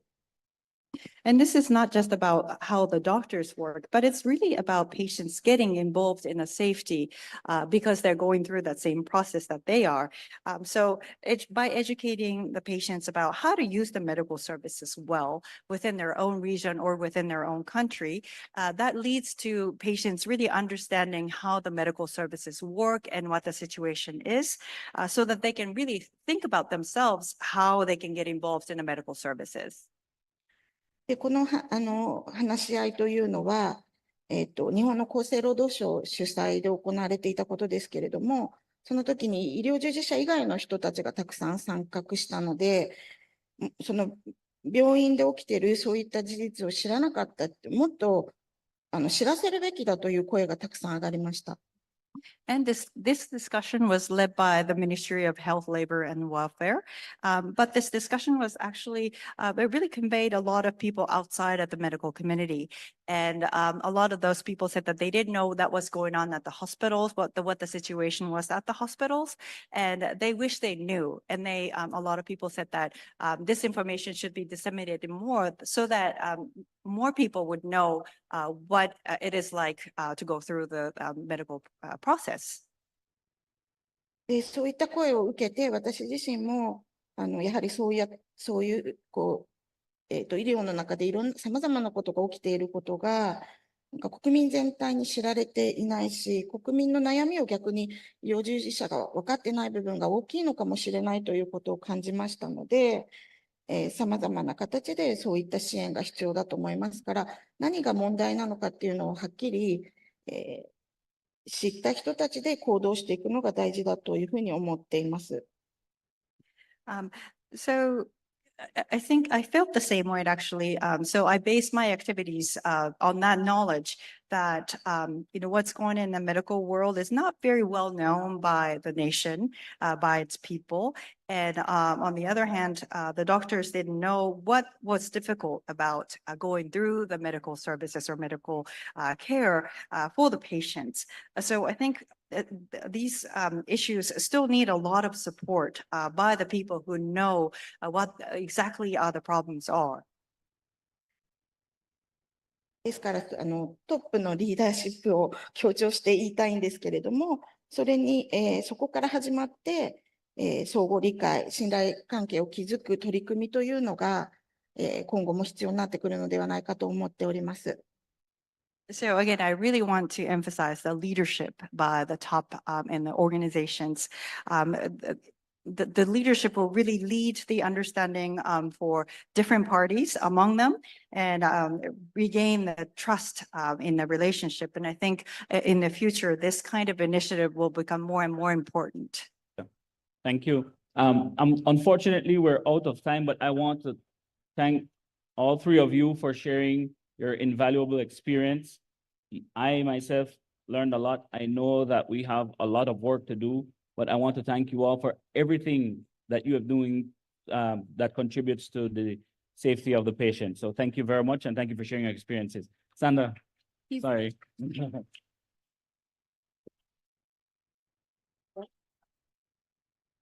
No quisiera levantarme de acá sin compartirles un I par just de... don't want to get up from here without sharing a couple of experiences that have been so valuable to us. Because I was listening and thinking there are so many things that we can do together with the patients next to them. And it might be, we were thinking that it was really hard, but a while ago we made a decision because involving the patient means speaking to them, listening to them, understanding, and the nurses team made a decision of transforming communication and having a different type of communication face to face. We haven't really changed the shifts, but we enter the room, we talk with the patients, we dive in their health and speak with the family that is dealing with the patient. So the first hypothesis we had is that there might be, or better yet, there's no coincidence between what the nurse is reporting and the patient reports about care. So there's a disconnection. Maybe the nurse says, okay, has good management of pain, but the patient says, no, I've had pain throughout the whole morning. And we started to understand that we needed to connect, to understand the expectations of the patient. That means teaching nurses and the nurses trainees for them to understand what is happening. Then the patients helped us to create communication, the tablet boards that are in all communications and in all the rooms that we've designed with the patients. And we speak about what do they want their names to be, what are the activities, basic activities of the care that they require for that specific shift. So they need to go there, and I don't know, the specification about the liquids that they need to drink, everything related to care is recorded there. So the patient has a sequence of activities.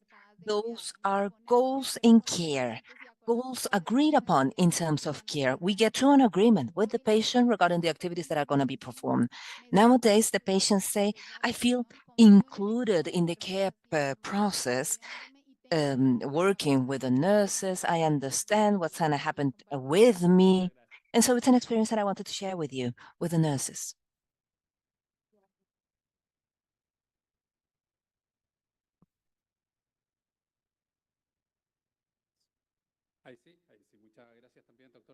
There we go.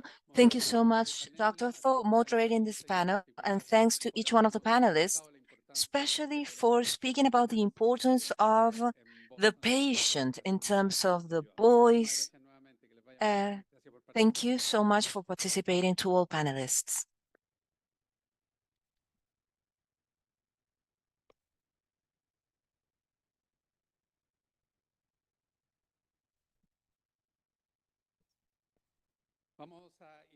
Now we will begin with our last table this morning, a dialogue with experts.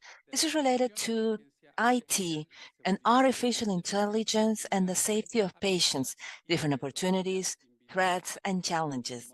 I will invite the moderator of this panel, Lorena Donoso. She's a lawyer from the legal area from the Ministry of Health in Chile, the legal division.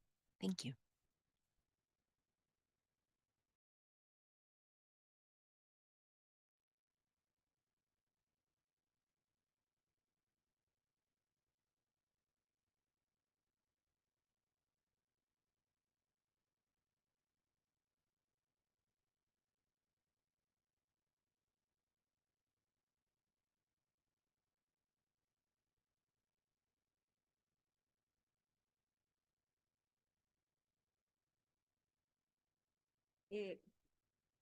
Invitamos al podio a nuestro panelista. So we invite our panelist, Joy Kiami.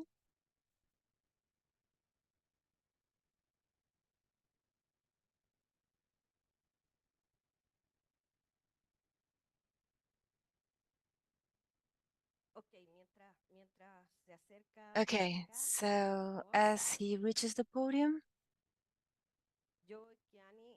Joy Kiani is the founder of the Foundation on Patient Safety, also founder and CEO of the Massimo, co-inventor of the modern oximetry, measurement of pulse by oximetry, also president of the Council, Science and Technology Advising Council, co-leader also from the work group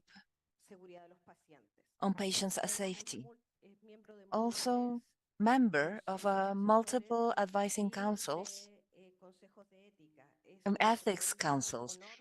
It is a huge honor for us having him present to speak about artificial intelligence and patient safety.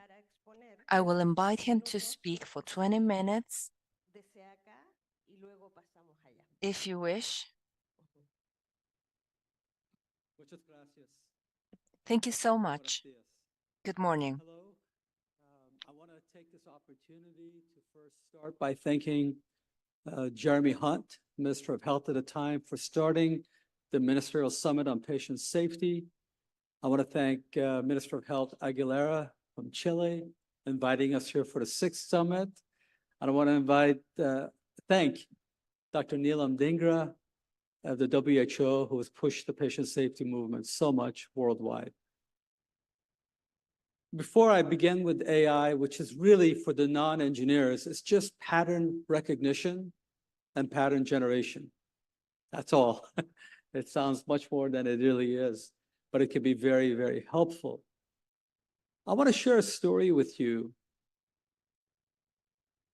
12 years ago in April, a 13-year-old boy, Rory Staunton, died of sepsis. Or I think he really died of failure to recognize sepsis. He fell in the gym, opened his arm a bit, like we all do, and went home and started feeling sick, nausea, started throwing up, complained about a leg ache. He was taken to his primary physician, and despite his size, he had a very high heart rate, over 130, 140. He was sent home, the physician believing most likely it's a stomach flu. It got so bad, the pain got so bad, in the middle of the night, the parents took him to the emergency department. They drew his blood, and he had a very high white blood cell count. They still sent him home for potentially stomach virus. Well, he died. And the failure for the healthcare system to recognize high heart rate, high white blood cell count could be sepsis is the reason I believe he died. Had that been recognized, he could have been treated, and he would be a 25-year-old today. So my topic is AI and use of AI to help diagnose. And I like to start off by saying there's a tyranny of now versus the brilliance of historical data informing clinical decision. So often we see clinicians walk in a room, they see the stats, they make decisions, they walk out. People are not good at keeping track of historical data. The wars in Ukraine and Palestine are good examples of that. But computers are. AI can aid in reviewing not only historical data, but immediate data to inform clinical decisions. With assistance from AI, the errors of omission hopefully can be a thing of a past. And the Six Sigma clinician can be norm. We all wish when we were ill, when we were sick, when we need healthcare, we are with the most gifted doctors and nurses. But by definition, we're going to be with the normal. That's how the world works. The Six Sigma, 1 out of a million, is far to the right. So how do we aid everyone to predict and find solutions before they are too late? It can be done with AI, which is a very good form of pattern recognition, which is really complicated patterns is not well addressed or thought of by most clinicians, but computers can help in doing that. So normally we have problems with medical errors, but the problems will only get worse because of shortage of clinicians. By 2025, there's shortage of 450,000 nurses. Worldwide by 2030, 10 million. And today, post-COVID, many nurses in the hospitals are fresh nurses. Many of the experienced nurses and doctors have left. And these new nurses and doctors are going to fail to recognize patterns that predecessors of theirs did. So you can apply AI to improve life. Mainly, I want to talk about predictive and early diagnostics. So here's the Massimo way. Here's how we brought in AI. Back in 2010 is when we first introduced this technology. And I know AI has become very popular today, but this is something we've been working on for decades. But here's how we did it. We have all of the advanced signal processing, taking data from photoplethysmographic waveform, PPG, ECG, electrocardiograph, EEG, from the brain activity, audio, video in the room. And we do feature extraction. We feed the parameters like oxygen saturation, hemoglobin, AFib data into the Massimo AI model, machine learning language. And out of that, we could get Halo, but we don't stop there. We go back to the EMR data. We extract data from the labs, from the therapeutic devices, like anesthesia machine, infusion pump. We take the data from imaging. Even the system is set up to take data from genomics, which is becoming far less expensive. If you remember, the first human genome cost over $1 billion. Today, you can get a full DNA sequence for under $1,000. This will become standard. And even the phenotype. And we can take that all into this AI model, look for patterns personalized for that individual by also knowing their baseline when they're healthy from devices like the one I'm wearing right now. They can feed that information into our AI model. Not everybody has 98.6 degrees Fahrenheit temperature. Not everyone's got a 60 beat per minute pulse rate. We're all unique. And if we take that baseline data when we're healthy and use it when we're sick, through these AI models, we can detect problems before they're too late. Now, we have developed many HALO algorithms. We call our AI systems HALO. HALO is the generic system that looks for problems and helps clinicians predict problems before it's too late. We have a HALO built for sepsis, one for opioid overdose, and even one for activity, initially looking at hand hygiene and warning before the clinician touches the individual if they've touched something before they clean their hands. But it can eventually even look at real-time administration of care, surgery, medication delivery. So I want to show you first the HALO Ion. Approximately 50 hospitals are using this today. And take a look at on the, I guess, the left side, you can see the parameters coming in. And they feed along with the EMR data to a number that we call the HALO score, 67. At the bottom of the screen, you see in green, yellow, and red, the pattern over time of the HALO score for this individual. The higher the score, the more in danger this patient is. So at 67, it's getting red, it's getting hot. And it even, if you look up, you see the bubbles that are under SpO2, the biggest one, beats per minute pulse rate, the smaller one, PI, and then even hemoglobin, the red one. So it quickly tells you these are the parameters the HALO score is bothered by, so that it can alert the clinician to what to pay attention to.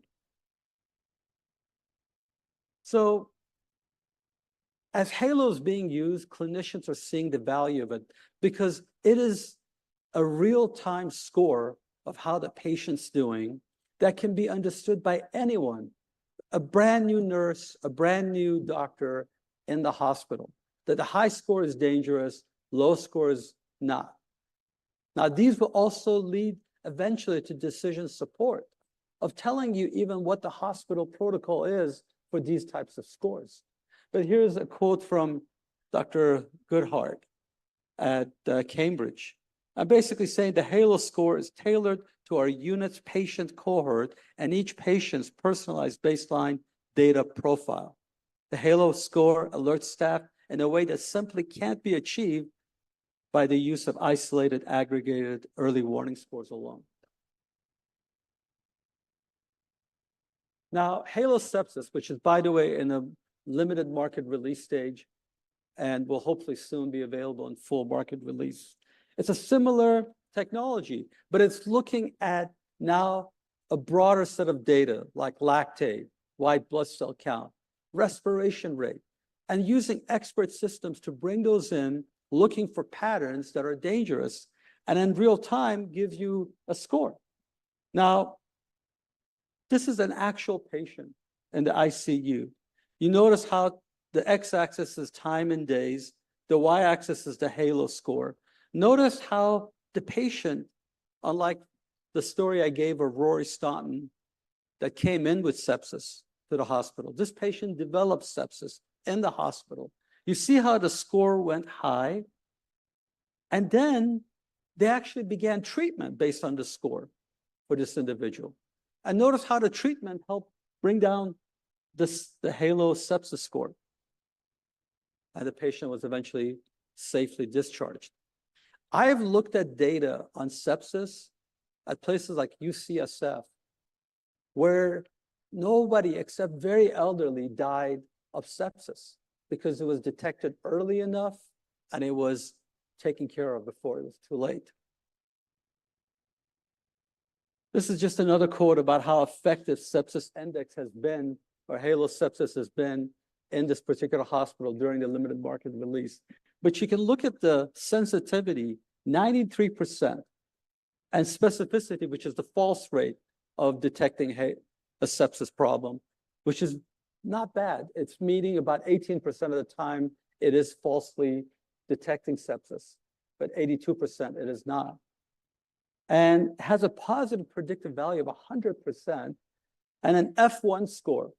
This is important statistically because some of the things that are rare, you may have a high likelihood of detecting or failing to detect, but the F1 tells you truly how good the product is in detecting a problem and not falsely alarming. Another area where people die often is opioids. In the hospital, somewhere between 5 to 50,000 people die of opioid overdose that was there to reduce their pain. But in between nurses visiting them, they're found dead in bed. In my country, 117,000 people died of opioid overdose last year at home. At home. About 20,000 from prescription opioids. This is the first and only FDA-approved product that can actually detect opioid-induced respiratory depression. And look at the sensitivity and specificity.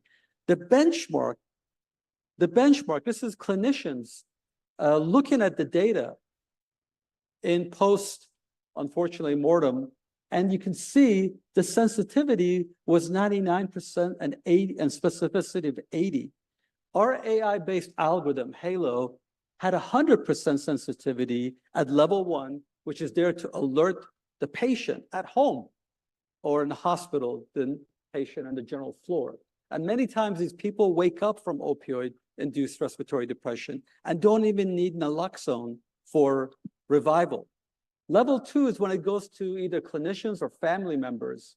And at home, we even have a system, level 3, which sends the alarm to the nearest ambulance with their location to come rescue them. So you can see how effective this is going to be in reducing this unnecessary related death due to opioid. And another area we're looking at, and this is a pre-market release status, is halo activity. So with just 2 cameras in each room, we can identify each individual coming in and seeing if they wash their hand before they touch the patient. And by the way, if in the time they wash their hand and they drop something and they go to pick it up, it'll highlight them as red again until they go back and wash their hand, and will not let the individual get near the patient without washing their hand. So I like to think, if a lot of people say data is king, but action out of kindness is godly. I want to thank you all for coming here. You all come with action.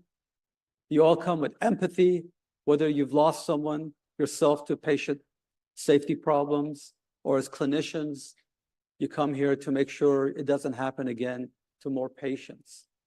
I hope we will never stop all coming together to deal with medical errors until there is no more medical errors. Thank you so much for your time. Thank you.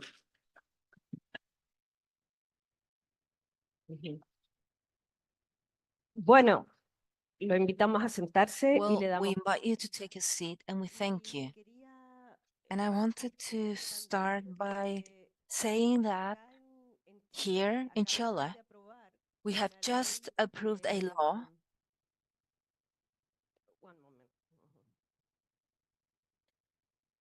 Acabamos de aprobar. Yeah, we just approved a law, interoperability of clinical records, that allows for information from the clinical charts, the clinical records, to move from one provider to another one, from the artificial intelligence vision. What is the value it has? Having access in real time to the historical data of a patient, independent, regardless of the health provider where they went to. Thank you. Thank you for that question. It is essential to have interoperability of electronic health record data. It is essential that every medical product, whether they're patient monitors or anesthesia machines, share their data. Because if we don't all share our data, this is the patient's data. If we don't share it, you cannot bring in algorithms like AI to look at these patterns and detect problems before it's too late. Too often in the past, companies like mine hoarded their data in hopes to monetize the data. But that type of attitude had kept these AI-based algorithms from becoming real. About 12 years ago, we started the Patient Safety Movement Foundation. And one of the goals we had is to encourage medical technology companies to share their data. I'm happy to report over 90 companies made the pledge to share their data. So today, the ecosystem is there for anyone to bring tools like AI and use the data coming from the EHR, coming from patient monitors, anesthesia machine, infusion pumps, etc., to help clinicians know the problems before they're too late. Muy interesante, muy interesante. Very interesting, extremely interesting, you know, and following that very same line, ethical challenges of artificial intelligence. And how can the regulators, sorry, to contribute to develop artificial intelligence for the safety patients and having a better treatment? And likewise, to achieve balance, a balance between due transparency of algorithms, explicability of them. I mean, how have you faced that challenge? Yes, well, AI is an incredible tool, just like atomic nuclear energy. It could be used for good or it could be used for bad. It is essential that regulators around the world put some guidelines and some guardrails on AI. Some of the most dangerous things about AI is actually how governments might use it to recognize people's pattern that might be unfriendly. And I worry about that sometimes.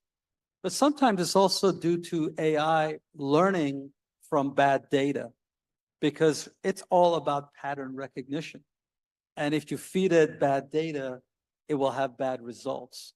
So in the medical world, we have to be very careful not to let AIs on their own become learning machines, but instead use expert systems to understand what patterns to look for and use gold data with known answers to teach these AI machines how to predict problems. You can't just let it go. If you do, you could have shadow problems, you could have false information, and really reduce the value of AI. I'm a member of PCAS, President's Council, as you mentioned. And in fact, we're examining government's role in AI, and soon we'll be publishing a report on how to guardrail against abuse, but also to tell people the wonderful things that could come out of AI, like in medical diagnosis is one example of that. Muy interesante. En otra área Wow, donde very interesting. Another area where we have evolved, moved forward, here is neurotechnology and the regulation of technology to the service of the patient. When speaking about medical devices and artificial intelligence, do you have any experience on more invasive technology when thinking about people? I mean, what are the results you have? What are the expectations you have regarding the benefits this might bring in the management of in-house management of an illness or remote control with physicians? Have you had any experience on telemedicine, for instance, with artificial intelligence? Yes, I think, first of all, we do have experience with AI and telemedicine. We are creating a whole slew of product, Massimo is, for helping people at home recognize problems on their own and only going to see a physician or a hospital when they really need to, instead of all of the false visits to the ER, ED departments, all of the false visits to physicians that are already overburdened with too many patients. So yes, I see a huge role. I mean, think about a simple example, imaging, whether it's CAT scan, MRI. It's even difficult for a trained physician to catch things. That's an area where AI can catch things better than humans can. So imagine taking some of those technologies, some of those patterns at home, where we're not just there with a thermometer, we're there with a whole slew of products that at home with AI can help a layperson know what to do next. And then they could even get telehealth, telemonitoring without even leaving their home and letting physicians see what is being seen to help them diagnose the problem. Now, you mentioned invasive issues, how it could help, how it could hurt. I truly believe there is responsibility of regulators to make sure, first of all, privacy is not overlooked. Data is not being used where it's not supposed to be used. AI is being used only for the positive and not for the negative. So those things, it's not easy. It's going to take a collective world to do it together, because if one nation plays by the rule and another nation doesn't play by the rule, you'll have problems. We all have to play by the same rules. But I really see AI as a wonderful tool that can serve humanity and not hurt us. Muchas gracias. Bueno, en honor al tiempo, Thank you so much. Due to time constraints, we've been asked to stop now. I'm sorry. Still, we can continue to speak with Kanan at the lunch break. But first, thank you. Thank you for staying and for being here. Thank you very much.